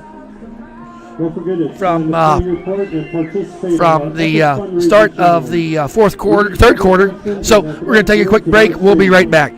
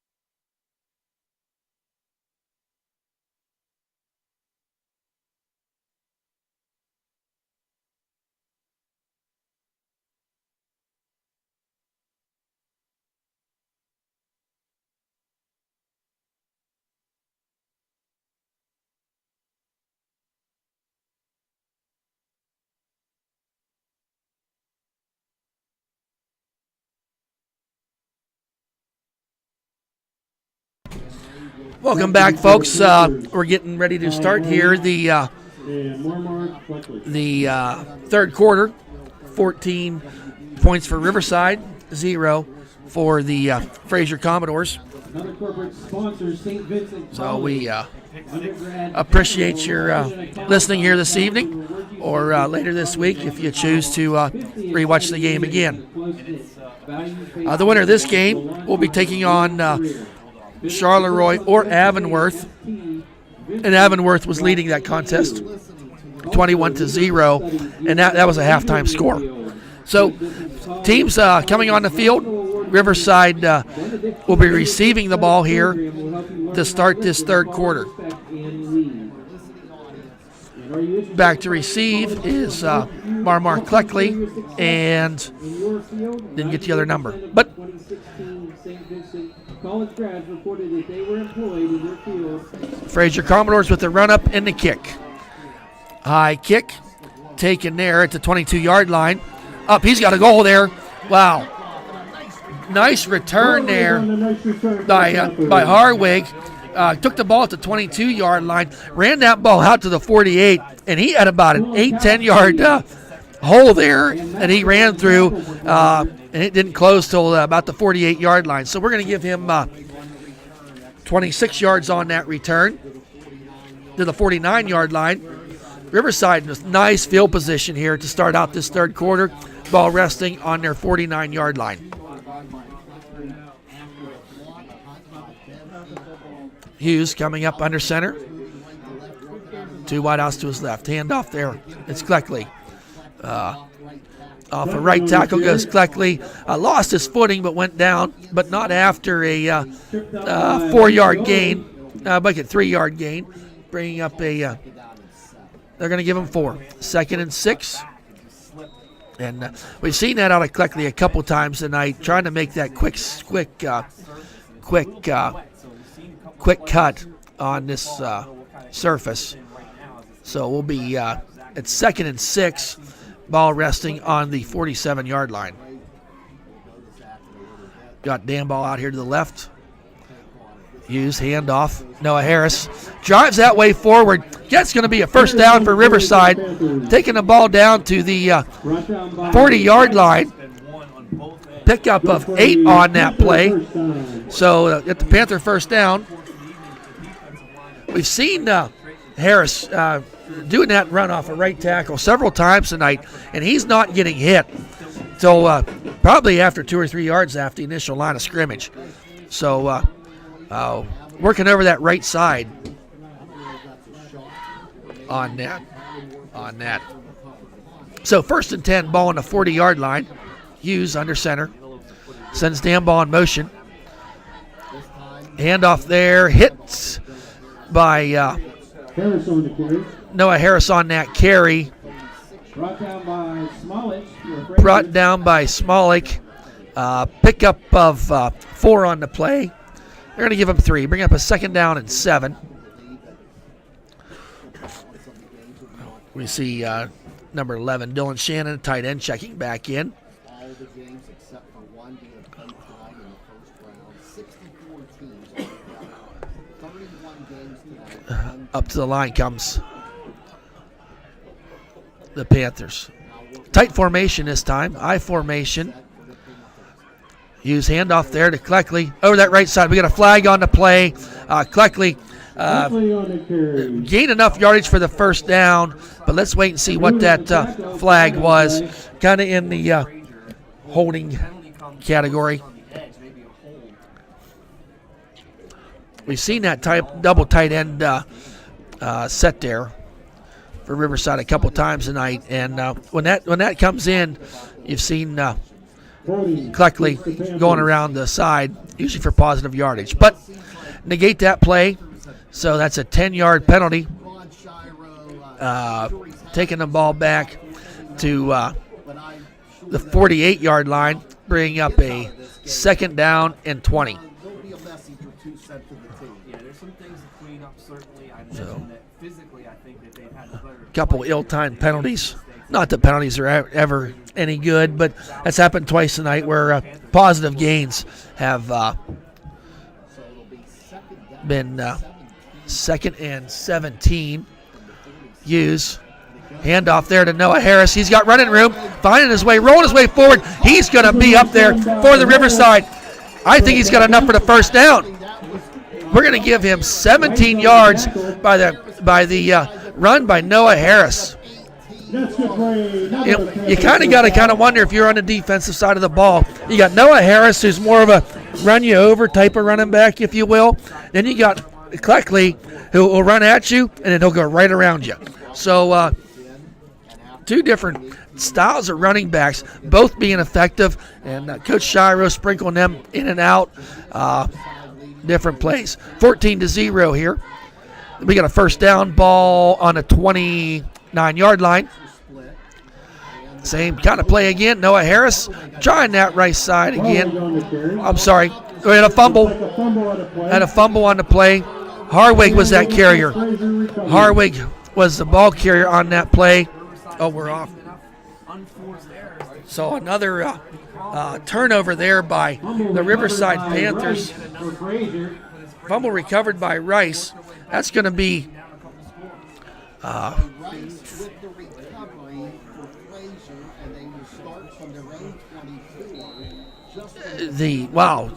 big turn of events here.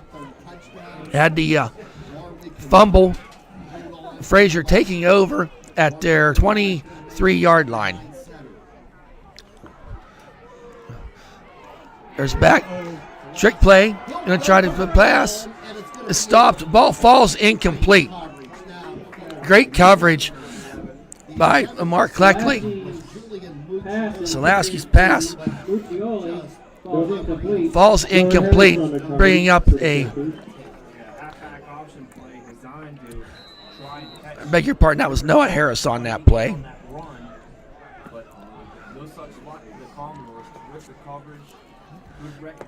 Good coverage downfield there.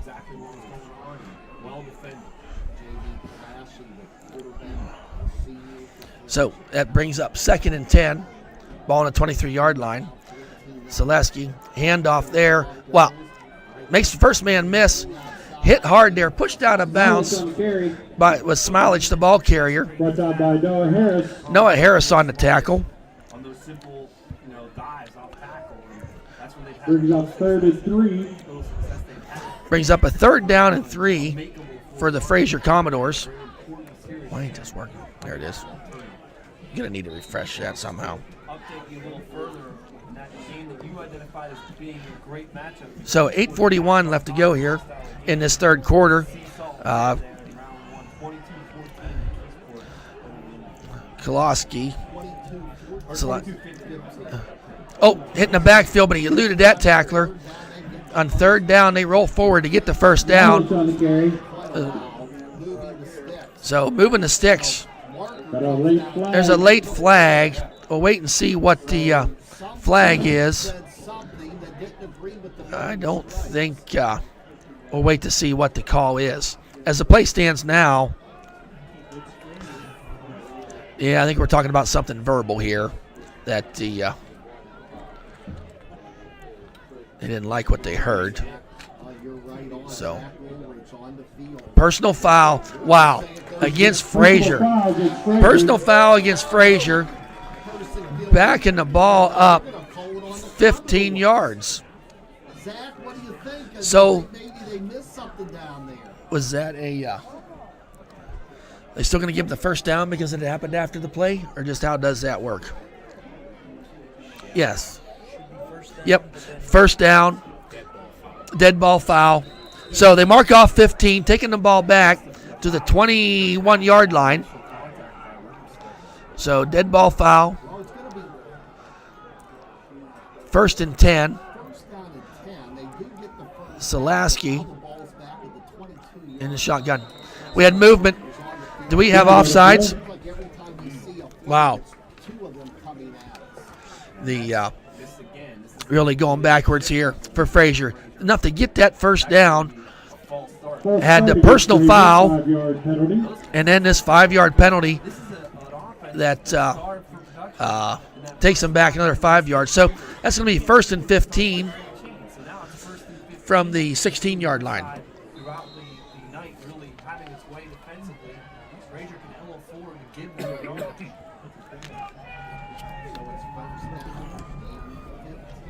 Saloski in the shotgun. 2 wideouts to the right. Kind of gets the read there. Coming forward is Smolich. Smolich on the carry. Not much on the play. Brought down by Hughes and Cleckley. Hughes and Cleckley on the tackle. So taking the ball to the 20-yard line. Bringing up a 2nd down and 11.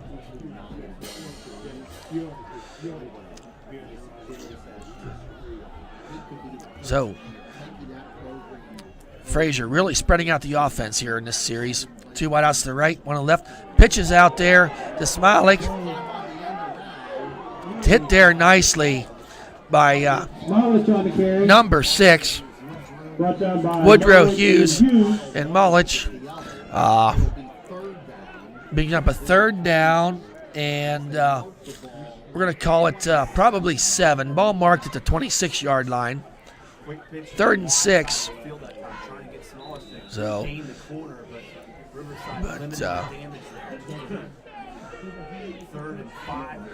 so we get a 3rd and 6 here for Frazier.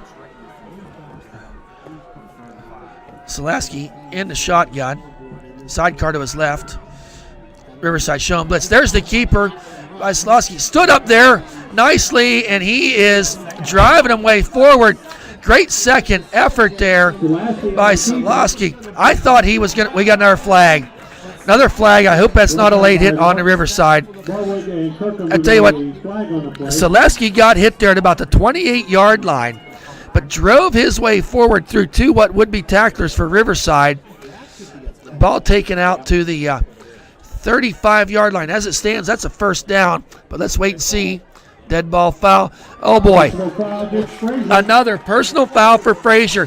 That's 2 times on this drive. That team has got a 1st down. Dead ball foul. After that 1st down, taking them back 15 yards. That's what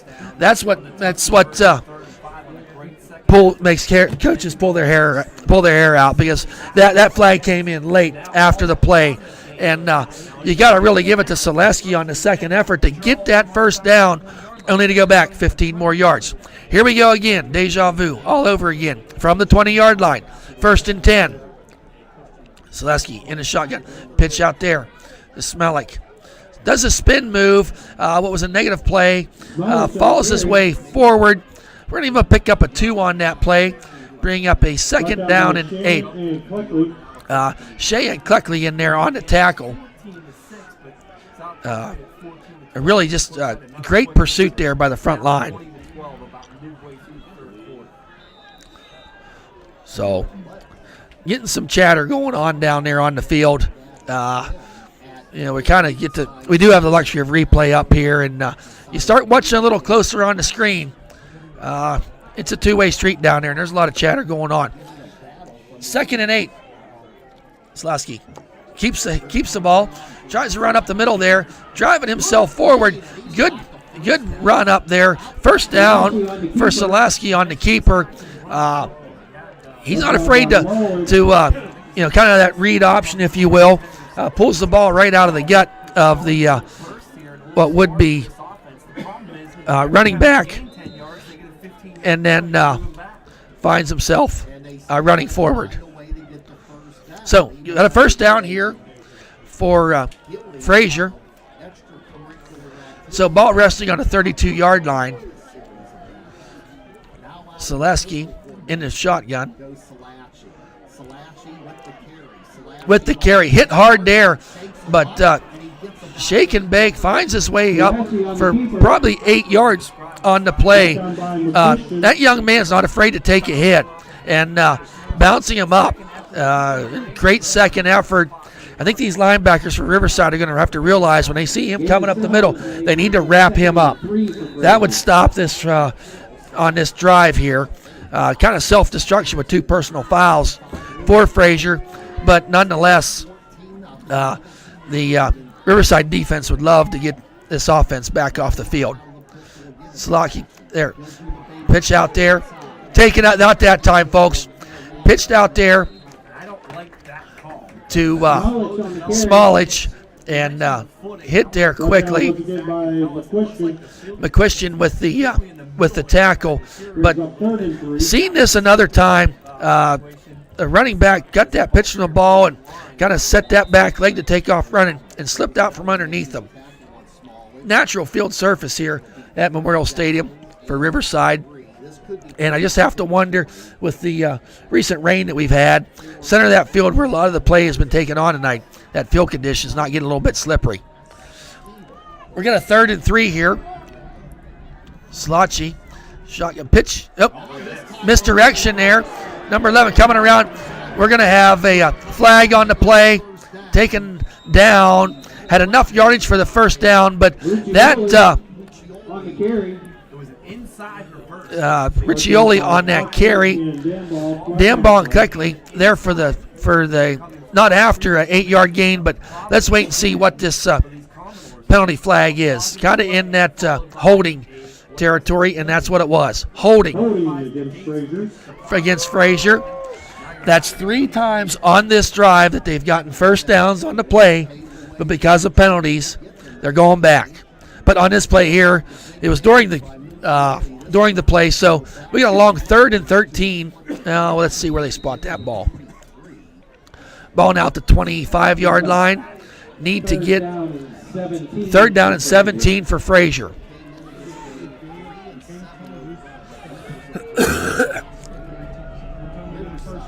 A lot of time of possession here for Frazier, but not getting very far on the field. Oh, we had movement there. Stoppage of play.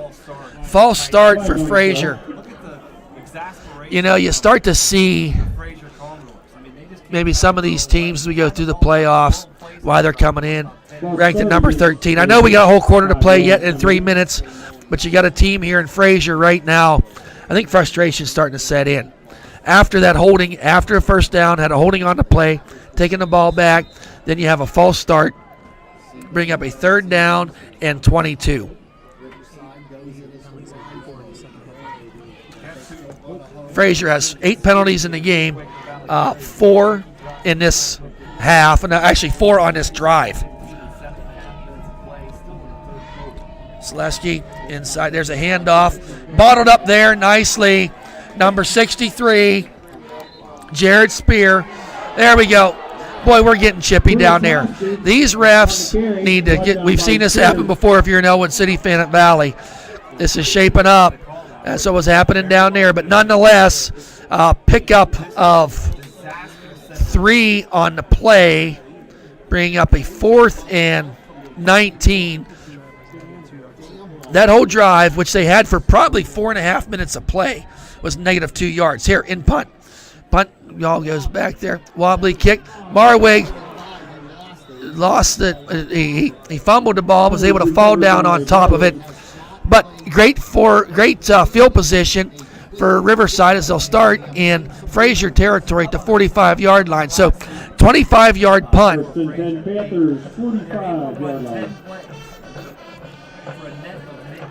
So the Riverside taking over on the Frazier 45-yard line. So Frazier just had a really tough series on offense. Negative 4 total yards. And they had 4 penalties on that drive for 40 yards. So here we go. Riverside offense out there. We got sophomore Hughes up under center. Hand off there to number 3. Break his way to the right. Cleckley on that carry. He's real shifty. Not a big kid, but gets them legs and feet churning and could cut on a dime. Wonder if he's played on turf at all yet this year. He might be a lot of fun to watch on there. Yeah, Steel Valley would have been. 21-6. Winner of this game will play the winner of the Avonworth-Charleroi game. 21 Charlotte. Avonworth is leading Charleroi 21-6. They're probably well into the 3rd quarter in that contest too. 2nd and 6 here for Riverside. Double tight end set. Hughes up under center. Pitch out there to Noah Harris. Takes a little wider turn this time out to the right. Stop there. Going to be short of the first down sticks. Pickup of probably 5 on the play. Going to bring up a 3rd down and 1. So 3rd and 1 here for Riverside. Ball resting on the 36-yard line. Minute 6 on a rolling clock here left to go in this 3rd quarter. Yeah, Jeanette was up big in their game, 20-0 over Manessa, and that was early in the 2nd quarter. So 3rd and 1. Hughes up under center. tight formation here. He's back to pass. He's got a man down there. It's Austin Dambaugh. He's on his way into the end zone. 35-yard touchdown pass. Hughes to Dambaugh. We've seen that a lot this year, you Riverside fans. Great play. They had that tight formation. Looked a lot like that double tight end set that they were running out of all night, but not this time. Austin Dambaugh just ran down the field untouched into the end zone, 20-0 with 39 seconds left to go here in the third quarter. You know this team is capable of them big plays, and we kind of been sitting here all night waiting for that. And there we go. Here's the kick up, and we got a flag on a play. I think we're going to be doing this one again. So maybe some movement by Riverside. We'll wait and see what the flag was. But as it stands, 20-0. Was that false start? I missed it. Yep. Oh, penalty against Frazier. Oh, that was offsides against Frazier. So we're going to try that again. 36 yards. It's right on with the kick. And that kick is up and good. Straight down through it goes with 39 seconds left to go here in the third quarter. Riverside 21, the visiting Frazier Commodores 0. We'll be right back.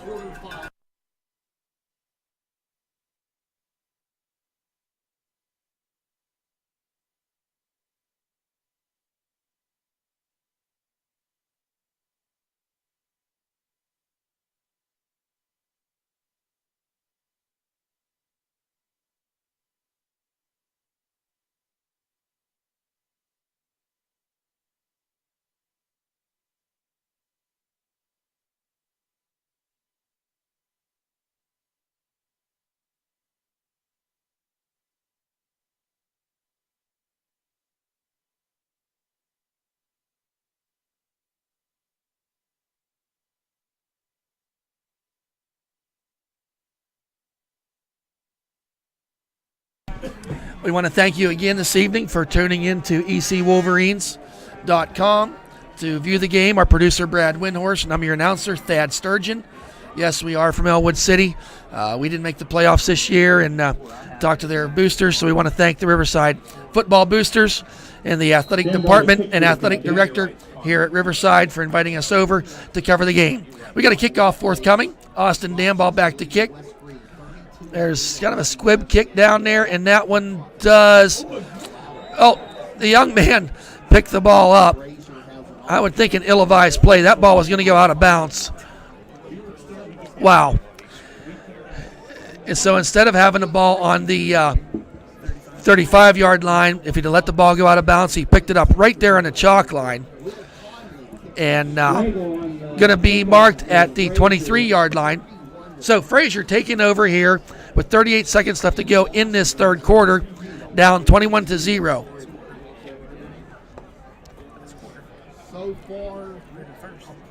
I'm sorry. Yeah, it was a fast quarter of play here. And quite frankly, if we look at time of possession, Frazier probably had the ball longer than Riverside and nothing. When I say nothing, we're talking a negative yardage to show for it. We got a stoppage in play. Timeout Frazier. That's going to be their first of the half. That gives them 2 remaining. We'll be right back, folks.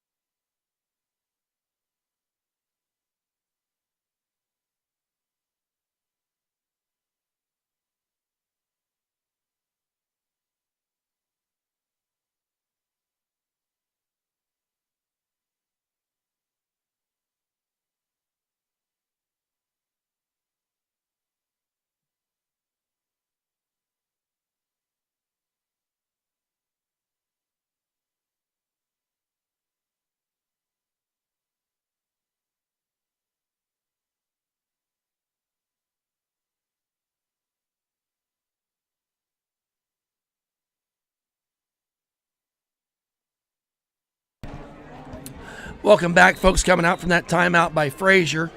It's a 1st and 10. Ball resting on the 23-yard line. So let's see if Frazier can get something going here on this drive here as we're coming to the closing seconds of the third quarter. Back to pass. Throwing downfield. That ball's intercepted by Riverside. Is that Austin Dambaugh out there? He's got the ball. Got some block and find his way through. Returns the ball back to the 22-yard line. Austin Dambaugh. Selesky back to pass and threw into almost triple coverage. Dambaugh just playing center field, and that was a gift. That fell right into his hands. So Dambaugh with the interception. We're going to give him about 15 yards on interception return. Ball set up nicely. 27 seconds left to go here. Third quarter. Yeah, yes, exactly. Frazier had the ball at the 23-yard line on Dambaugh's interception and return. Takes it back to the 23-yard line. So here we go. Riverside out here. You just wonder if they're not just going to put a dagger in this baby and call it done. Hughes under center. Hand off there. Up to the left side he goes. That's Noah Harris. Tumbling into the end zone for the touchdown. 23-yard touchdown run for Mr. Noah Harris. Bringing the score 27-0. Noah on that play, kind of a delayed handoff, if you will. Was going to swing it to the outside. Found that hole there. We got to start getting some names here for this front line of this Riverside Panther line because they're just paving the way for these running backs at this point in the game. 27-0. That could be the dagger we were looking for, folks. Extra point by Ray forthcoming. One play drive, 23 yards. Here's the kick up, and it is good. Count it, folks. 28-0. Riverside Panthers, Frazier Commodores 0. We'll be right back.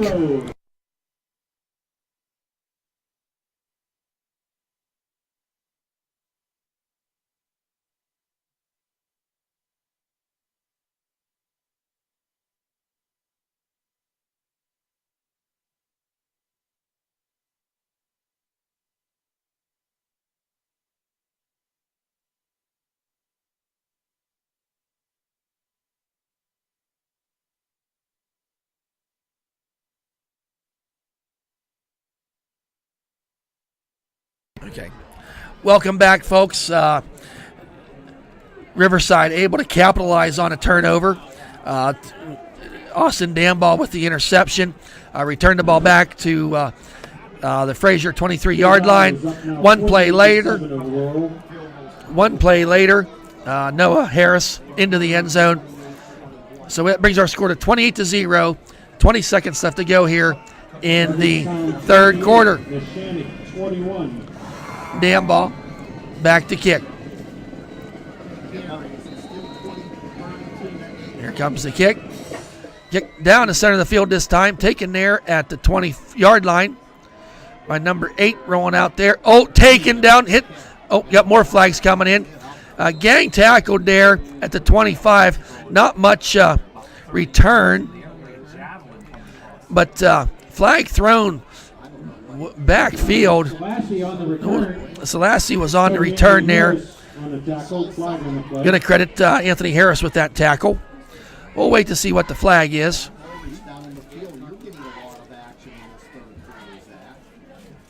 We'll wait and see as the referees confer. Holding against Frazier. That's going to be the 10-yard spot. So, taking the ball back to the 15-yard line. Frazier taking over, 1st and 10 with 13 seconds left to go here. And just reading the body language, starting to see some frustration maybe set in for this Frazier Commodore team. Selesky, they call timeout. Wow, that's even more frustrating. That's 2 times now in this half that they've come out and not even run a play. And then they find themselves calling a timeout. So what third quarter thought was going fast, the last 2 minutes have taken longer than the first 10. But hope you enjoyed the halftime show. Of course, want to give a shout out to the bands, Riverside and Frazier. You know, you start this season, a lot of these teams, schools around the area went through their senior night last week, and it was the last time for playing for a lot of the teams in the area last week, and you got to think about that tonight too. This is playoffs. You start out 0-0. The team that's 1-0 goes on. The team that's 0-1, that season is over. So great crowd on hand here tonight for Riverside. Not a lot of people over there from Frazier. Pretty good drive up here for them to come. But coming back out, 13 seconds left to go here. Frazier has 1 timeout left remaining in the half. Selaski with the handoff there over the right side. He got a hole, and he's up over. He's up down to the 40-yard line. Wow, great run there by number 44. That was Schregel on the carry. Going to give him Frazier first down. They're by far the largest play of the night. That was for 25 yards. 25-yard run over that right side. Found that hole. They got the play off in time for Sleski around that keeper, trying to go out to the left side. Who was that out there? Brought down by Dylan Shannon making his presence known, taking him down in the backfield. A loss of on the play of 3 yards. That's going to be the end of the third quarter with Riverside 28, Frazier Commodores 0. We'll be right back.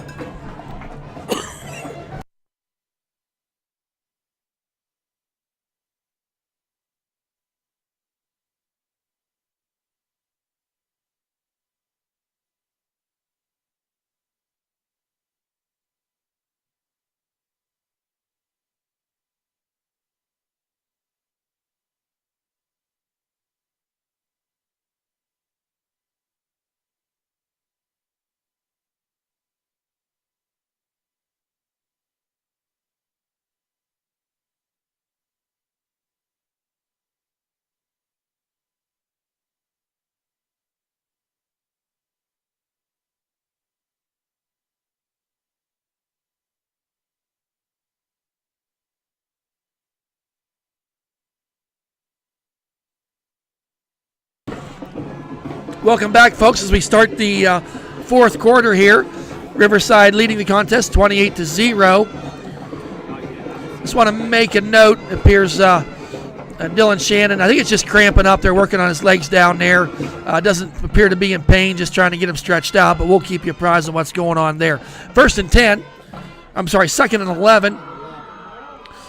Ball thrown out there, pass Schregel on the carry, trying to stretch that play out to the right. Harris with the tackle. And Riverside player slow to get up, but he seems to be fine. Going to bring up a 3rd down and 7 on this play. Initial pursuit there coming in from the cornerback position on Riverside. So we got a 3rd and 7. Seleski, shotgun with that read. Runs up through there, stood up there nicely by number 33. Marwig on the stop. Stopped him short of the first down. I'm going to call it about a yard short. So it's going to bring up a 4th and 1. Frazier up to the line quickly on this play. 4th and 1. Tight form, 2 wide outs to the left. Slasky driving forward. It's going to depend on the spot, but I think he's got it. He just got over that. Yep, they marked it first down. Slasky on the keeper. Slasky on the keeper. Brought down by Spear and a host of other Riverside Panthers. So that brings up a first down for Frazier. Ball right there at midfield stripe in the 50-yard line. Slasky in the shotgun. Oh my, big time hit. Damon Lemansky, hello. Man, he got in that backfield so fast the kid didn't know what hit him. The ball got pitched to him, and Lemansky was in there right now. 5-yard loss. Highlight reel play right there. Wow. If you like hard-hitting football, folks, that was your play. Wow. Second and 15. Wow, he got up smiling like a butcher's dog. That boy did. I have to be impressed with that line, because they come off there and they can just hit. So, 2nd and 15. Ball on the 45-yard line. Slasky back to pass.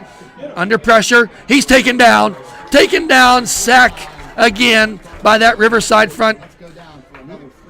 It was going to give him a 3-yard.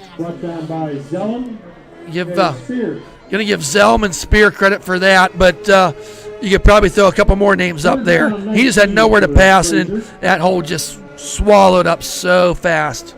So, loss of 4 on the sack. Brings up a 3rd and 19. And you just get the feeling right here now that this defense from the Riverside Panthers is just dialing up and just pursuit to the ball. Waits. Pass out there. Ball skids in front of the intended receiver. Ball fell short. So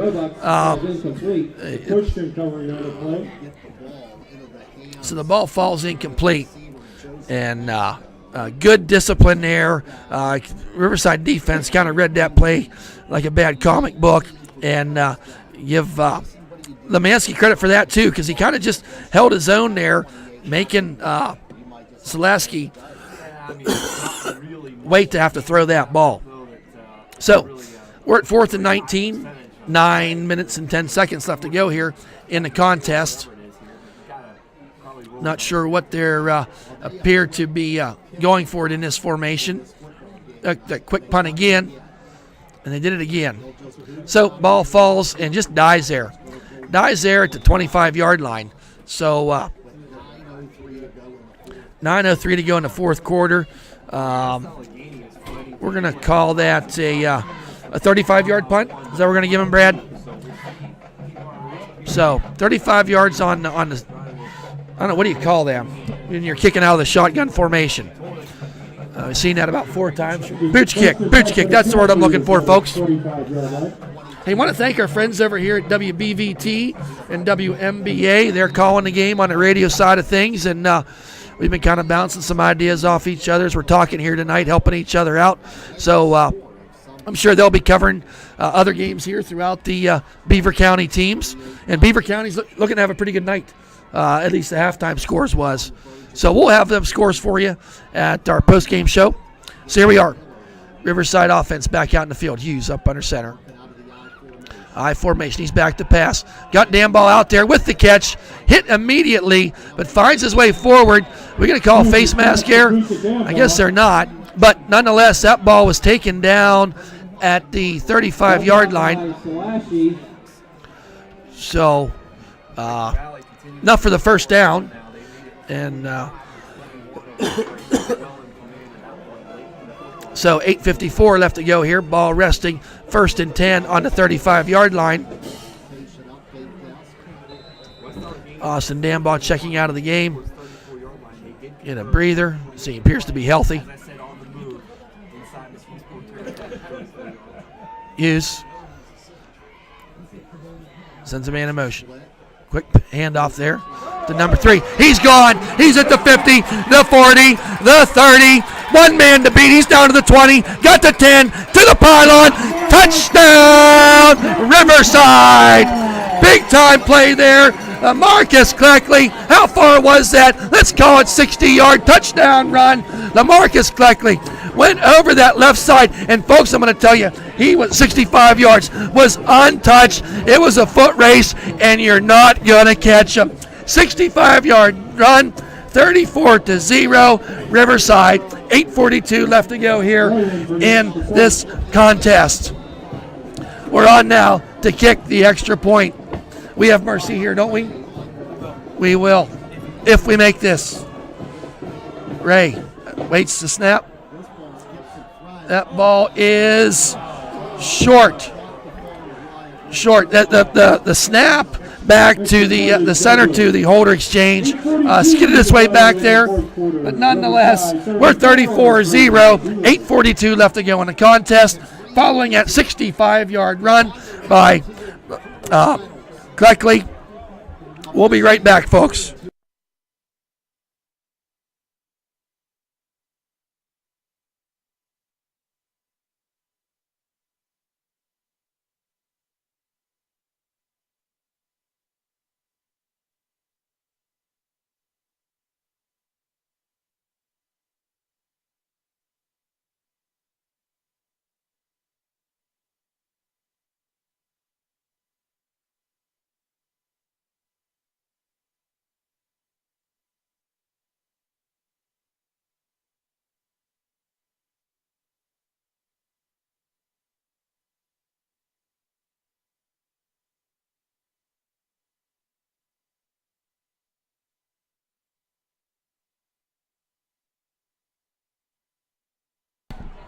Welcome back, folks. You know, we waited probably 2.5 quarters to see the big-time explosive plays out of this Riverside offense, and we just saw them here in the last couple minutes of play. Had the 36-yard touchdown pass from Hughes to Damball, and then Lamar Cleckley on that 65-yard run.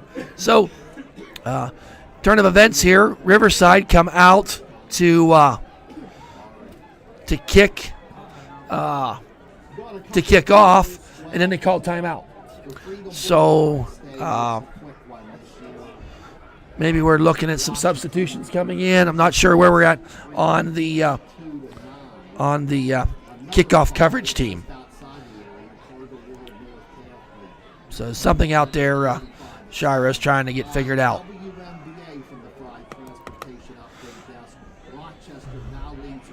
So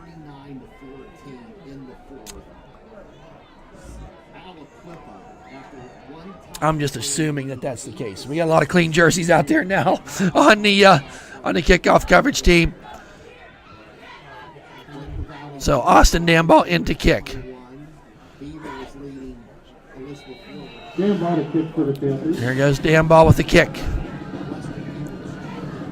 Here's the run up. Squib kick down the center of the field, taken there at the 28-yard line. Hit, hard hitting. Ball falls on the ground. There was a fumble, and that is recovered by, we're sorting it out, folks.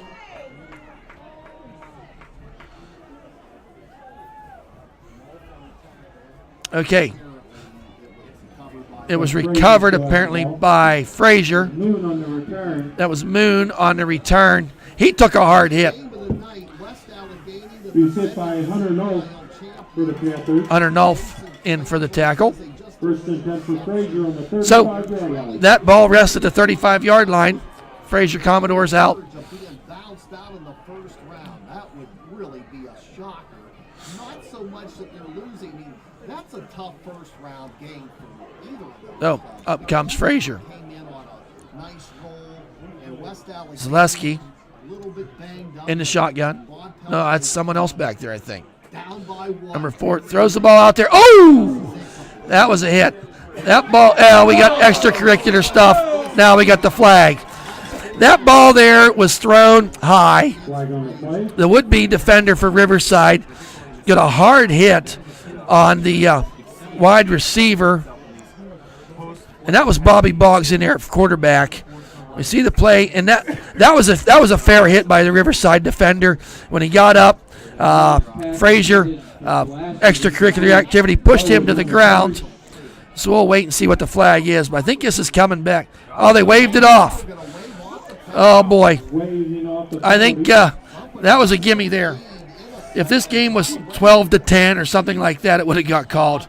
Don't you think over there? That was obvious unsportsman. So, timeout. Nope. There's another flag over there, folks. You catch that, Brad? I think we got a coaching staff that's frustrated. We got players that frustrated. And I really do believe that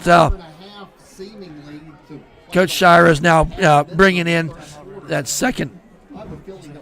Yeah, timeout Riverside. Timeout Riverside. But I think we got another flag flown over there. But maybe not. They waved them both off.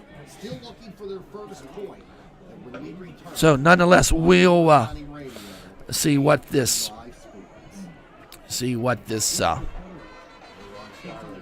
where we're at.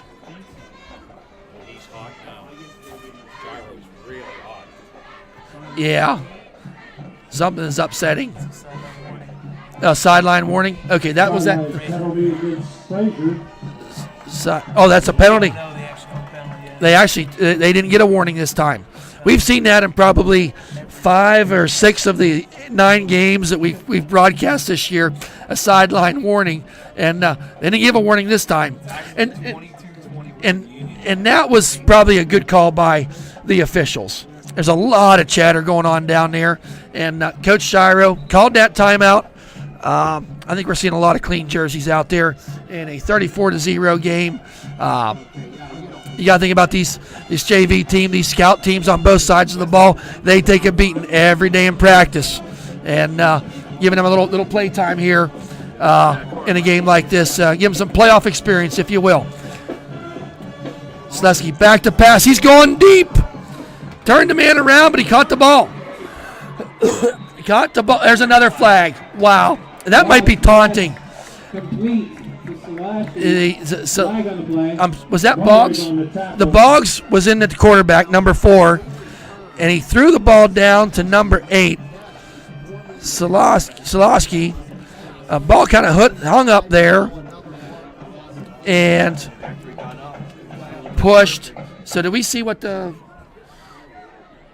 there's maybe a little grab.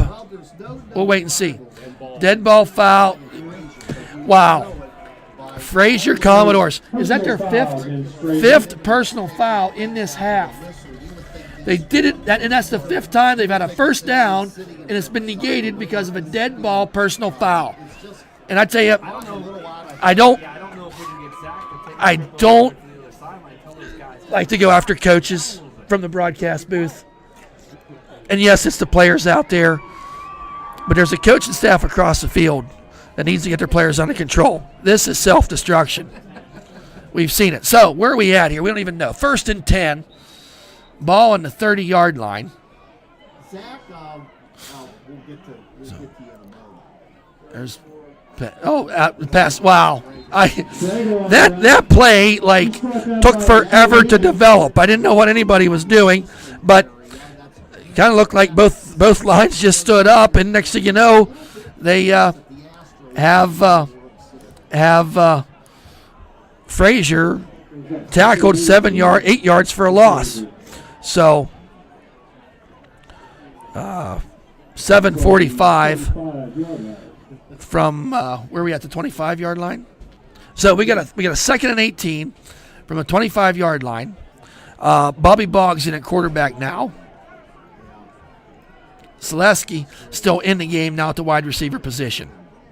Boggs awaits the snap. Back to pass. Oh, he took pressure, and he had to get rid of that ball. Threw it quick. Ball falls incomplete. Pressure put on there up front. Woodrow Hughes was right there up in his grill, and another Riverside player in there as well. So ball falls incomplete.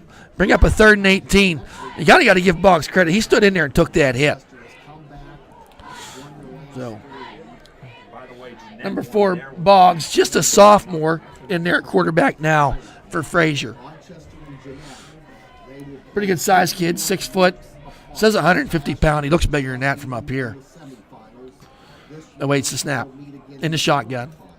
Back to pass is Boggs. Under heavy pressure, rolling out to his right, firing down the field. Nobody home.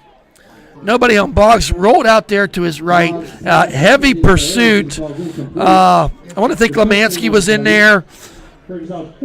And who's 65? 65, Joel Zellum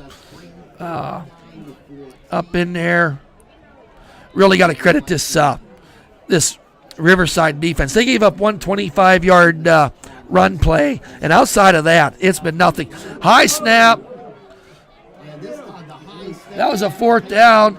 Big man with a football. High snap did not get, that was 4th down and 18. Gavin took that high snap, could not get the punt away. Ball over on downs. That's going to be Riverside's football on the 25-yard line. 7:13 left to go here in the contest.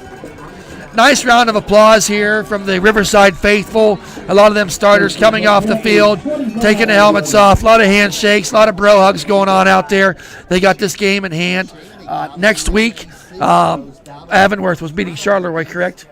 So we'll have all this for you at the end. Number 2, Dante Phillips in there for Riverside now at quarterback. He's a freshman, so you got a sophomore quarterback starter and a freshman waiting in the wings. Dante Phillips, 5'6", 125 pounds. Hands the ball off there. Not much movement there. Thrown down to the ground hard, but the young man bounces right up. That was Brought down by Power. Catalano, number 19, on the carry. So no gain on the play. Give him a loss of 1. Going to bring up a 2nd down and 11. 6:47. And I tell you what, I bet Coach Shiro just wants to see that clock roll down to 0. As chippy as this game's getting, let's just take the win, go home, and prepare for next week, round 2 of the playoffs.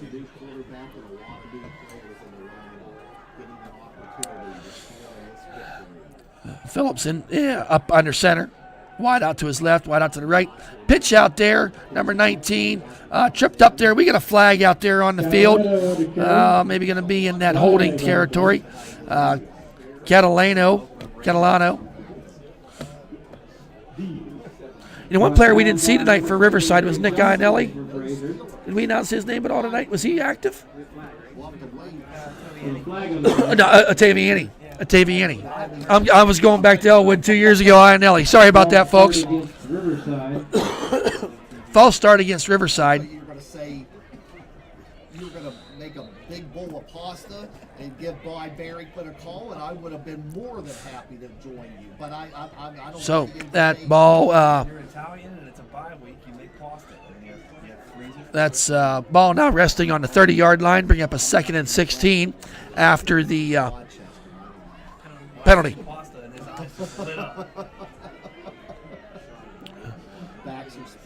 So up under centers is Phillips. Pitch out there. Rolls his way forward. Nice forward progress by Calvin Hughes. Rolled his way forward, but a fumble on the play. I miss seeing that, folks. Ball recovered by Frazier. So Hughes trying to get his way forward on the play.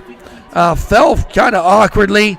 As he came down to the ground, the ball came out. So another turnover here by Riverside. I know these guys are winning the contest 34-0, but that's 4 turnovers for the Riverside Panthers tonight, and I'm sure that's something that they're going to want to discuss here in next week to be sure that that does not happen as they get deeper into the playoffs.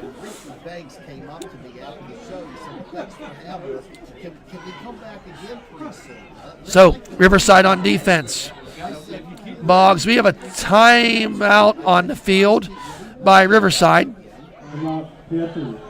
Timeout Panthers. I don't think that's their last timeout. So, folks, we're going to take a timeout as well. We'll be right back.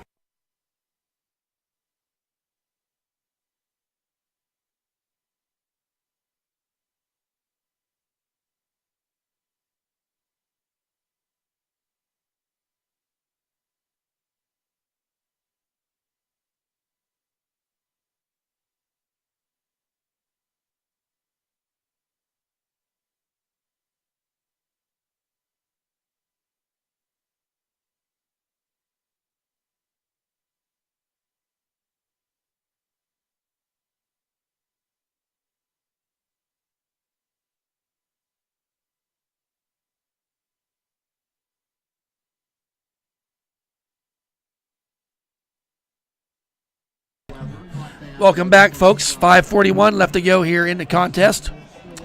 34-0. Your Riverside Panthers with the lead. Boggs in at quarterback now for Frazier in the shotgun. He goes back to pass. Throws the ball deep down the field. Wow, overshot Selesky. Selesky actually had a step, but the ball just thrown a little bit too far out of his reach, bringing up a second down and 10. And the Avonworth Charleroi game is 21-6, and I'm sure that game's going into the fourth quarter as well. Would think so. All these playoff games starting at 7:30 tonight. I don't know if that's going to be the case next week. Yep, it will.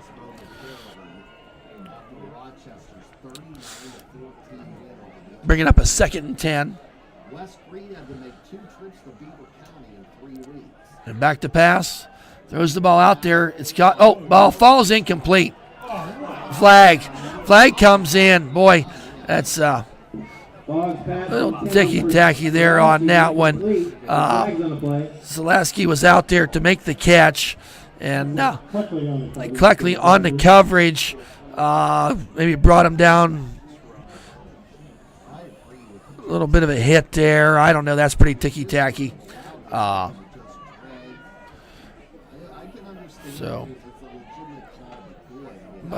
that's a personal foul against the Riverside Panthers. And that could be a questionable call, depending on what side of the fence you stood on. But ball now at the 45-yard line of Frazier. First and 10, 5:32 left to go. Boggs in the shotgun. Back to passes. Boggs throws downfield, dropped. And I want to be honest with you, folks. Every time they drop a ball, it stops the clock. This fourth quarter's dragging on.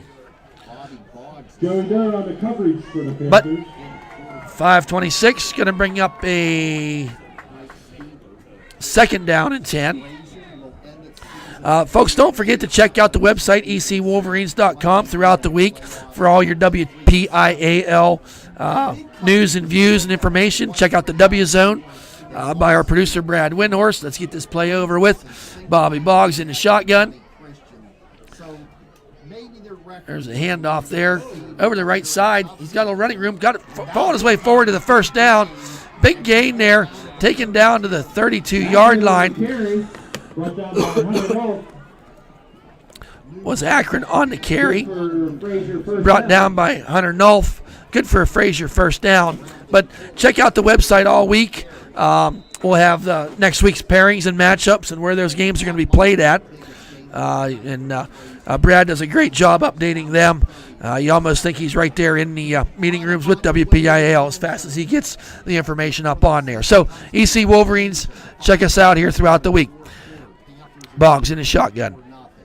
Quick handoff there again to number 43 this time. Hit there by number 21. Taken down by Sam McQuistion. A pickup of 6 on the play. Going to bring up a second down and 4. That is a final. Avonworth has defeated Charleroi, so next week's opponent will be Avonworth. And what seed were they? Do we know? Well, we'll get that information for you here before the end of the game. Boggs, handoff again there. Number 43 bounces his way forward. McGavin on that carry. Going to give him a pickup of 5 or 6. We'll give him 6. Okay. So that brings up a Frazier first down. So that was a 21-12 final. Avonworth over Charleroi. Avonworth will be a lower seed with Riverside being 4th. And the guys to our right here just made mention it. That was a below 500 team as well. They're a 12 seed. So, hey, that 4-12 matchup, you never know what could happen with that. But you feel better being a team that's the 4th instead of the 12th every time. Boggs, quick pitch out there to met there quickly this time. We got another flag on the play. taken down there at the 20-yard line. A loss on the play of probably 2. Going to bring up second down, but let's wait to see what the penalty is. Strego on the carry. That was Strego on that carry. Minto and Levens. That's a holding against Frazier. So, going to make it back 10 more yards. It's a long trip to Perryopolis, but it's a lot longer when we have this many. Final score, Avonlea 41, Charleroi 12. So that's going to bring up a 1st and 20. 3:43 to go. Well, what was Charleroi? What? 5 seed. Okay. There's a handoff. Fumble to snap, but oh my, pancake time. Give me some syrup, boys. Number 71 in there on the tackle. Tanner Levens there, big time hit. Got the that was a good hit. So I tell you, it's fun when you're winning. You love seeing these games. You love being on the top end of it. But it's also fun to see these younger guys getting in there and get the uniforms dirty in a playoff game. So you got to give Coach credit for getting these guys in there to play on a game that they definitely have in hand. That's going to be a 2nd and 20. Back to pass. Oh, pursuit there by number 40. Gotta love that. This is fun, folks. Number 40. I'm trying to find his number here on the roster. It's not popping out at me. But big time sack there. He came in. Hunter Nolf. Shout out to that young man. He came in. I'm watching the replay here. Off that edge, untouched. Beated him up. Took him down. And just he got up and went back to the huddle like this. I'm going to do this again next play. Beautiful. That's, I don't know. This stage of the game, that's about a 10-yard loss. So we're at 3rd and 30. They all got plays in the playbook for that. 3rd down and 30. 2:15 left to go here on a rolling clock. Well, I think everybody has at least 9 games, sometimes 10. So Boggs in the shotgun. Goes back to pass. Down to the 2-minute warning. Thrown up in there.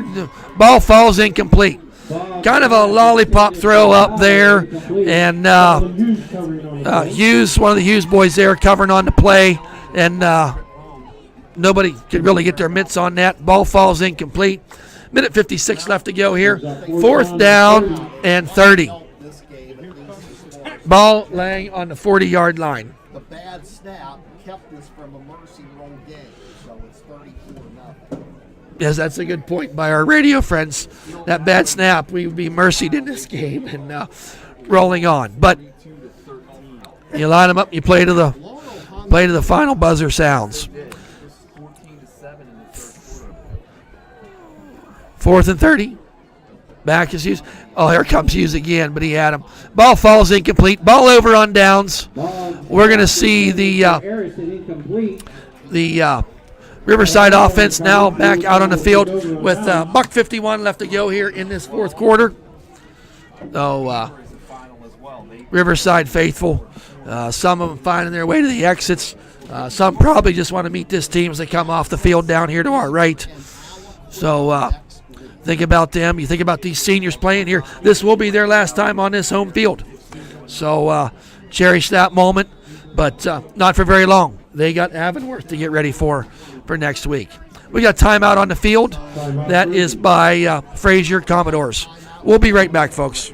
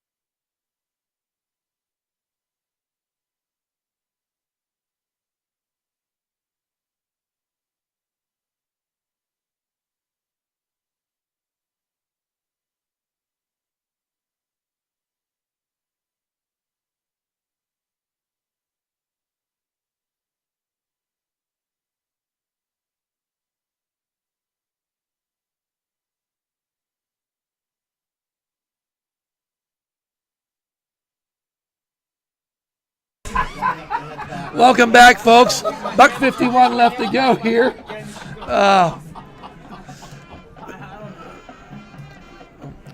Phillips there with the handoff. Up there, is that the used boy, number 40? There's a first down run. Oh, that's Hunter Nolf. I'm sorry. Hunter Nolf on the carry. Give him a pickup of about 13 yards. That's enough for Riverside first down. Panther first down. Going to bring up first and 10, ball on the 48-yard line. You got a tale of two sidelines here, folks. You got Riverside. You got the bro hug going, helmets off on your starters. Cherishing this moment of winning this game. A lot of hands on the hips over on the Frazier side. Is that Hunter Nolf carrying again? Got a gang tackle there. Need to blow the whistle, refs. Hunter Nolf got good surge there, rolling his way forward. Going to give him a pickup of 5 on the play. Going to bring up a 2nd and 5. Minute to go here in the contest. We'll have some stats here for you and some out-of-town scores here after the game. Once again, we want to thank the Riverside Panthers for inviting SEC Wolverines guys, Brad Windhorst and myself, Thad Sturgeon, over to broadcast the game this evening. I want to thank their athletic director and WPIAL for allowing us to be in here this evening. And we're not sure what next week is going to bring. We don't know where the game is going to be at or if we're going to have broadcasting ability. If we do, I know we're planning on doing it. We'll just have to wait and see. Keep an eye on Facebook, Twitter, all the other social media stuff to find out if we will be broadcasting next week. There's the handoff to Nolf, driving that pal forward. Pickup of 4 on the play. That's going to be the final play of the game, folks, as we got 10 seconds left in the game. That's going to conclude the game tonight with the Riverside Panthers in a dominating win. 34, the Frazier Commodores 0. Congratulations to the Riverside Panthers, for they will be taking on Avonworth on a site that will be determined. Keep apprised of all the social media outlets, and we'll find out where this team's going to be playing next week. And nothing but the best of luck. And I tell you, if the defense can play like this for the next 3 games, that's the kind of defense that gets you playing at Robert Morris University here in late November. Folks, we're going to take a quick break. We'll be right back.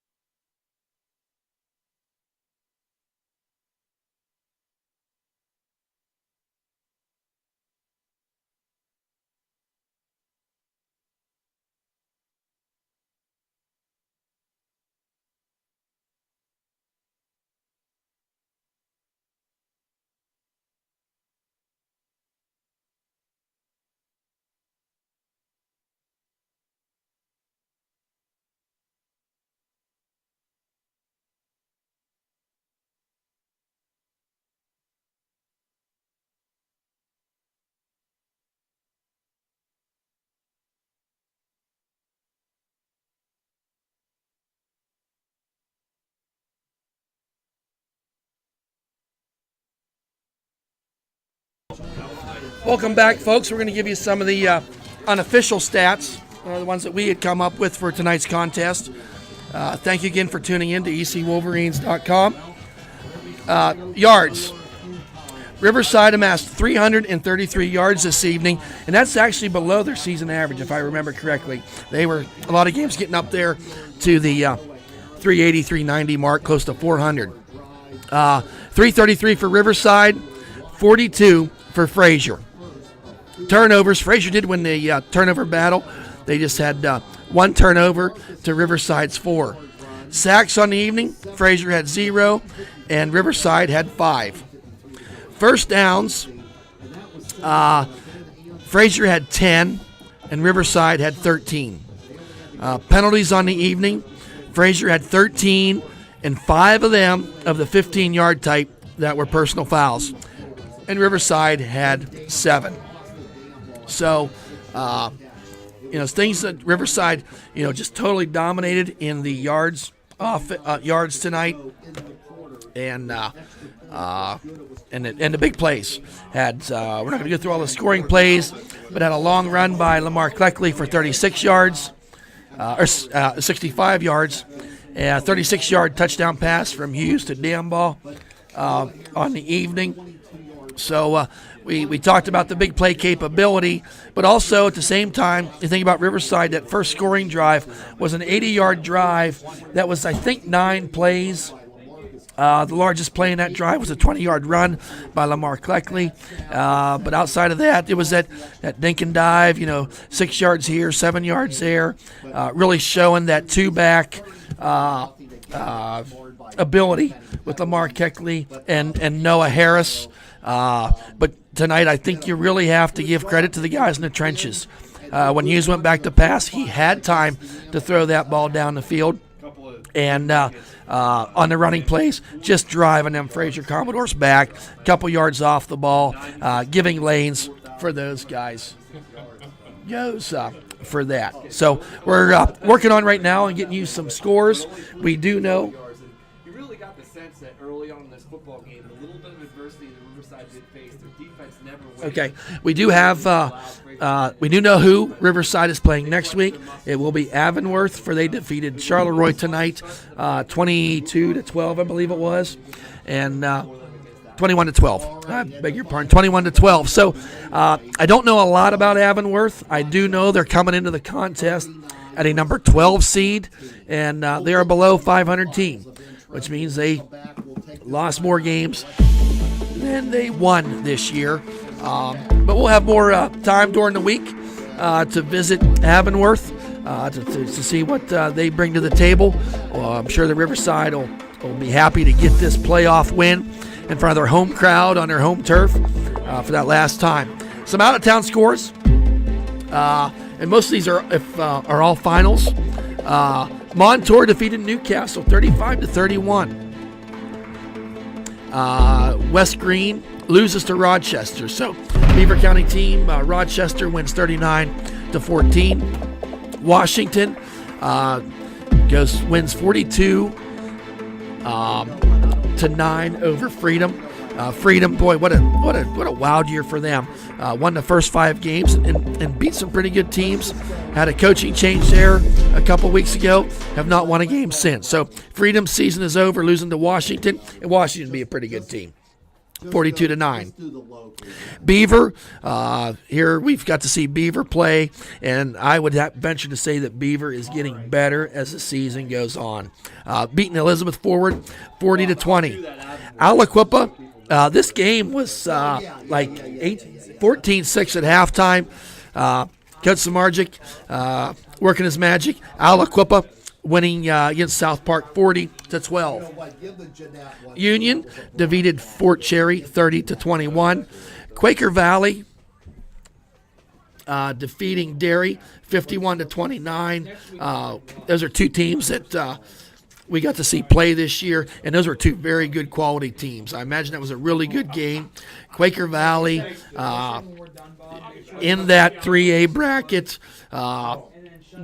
I'm not a betting man, but we might see Aliquippa and Quaker Valley play themselves again, because Quaker Valley was a very, very good football team. Seton LaSalle defeated Freeport 35-18. As I said, Avonworth, Riverside's next week's opponent, 21-12. Steel Valley and Laurel. Steel Valley defeated Laurel 42-13. Laurel coming in with only 3 wins on the season. You know, everyone assumed Steel Valley was going to win that game, and I actually thought that may have been more lopsided than it was. Welcome back to Riverside. 3A teams winning tonight. Number 1, it'll be next week. These are the matchups for next week's games. Number 1, Aliquippa will place number 5, Beaver. And I tell you what, if we're not broadcasting next week, you might see my butt sitting at that game watching, because that could be a really good, fun game to watch. And same for Quaker Valley. Number 2 will be taking on Seton LaSalle. So the 3A teams, there's only 12 teams in that conference. So we're finding that 1, 2, 3, and 5 are moving on. So maybe the guys at PIA got it right on that one.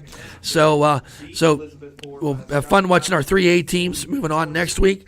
Be more fun watching these Riverside Panthers move on for the week after that. Folks, that's going to conclude our broadcast for this evening. On behalf of Brad Windhorst and myself, Thad Sturgeon from Windhorst Productions, we want to thank you for tuning in this evening. We hope you've enjoyed the broadcast as much as we've enjoyed presenting it to you. We'll keep posted to Twitter, Facebook, ecwolverines.com page to see if we're going to be anywhere next week. We're having so much fun. I kind of hope we are, Brad. Take care, folks. Have a good evening.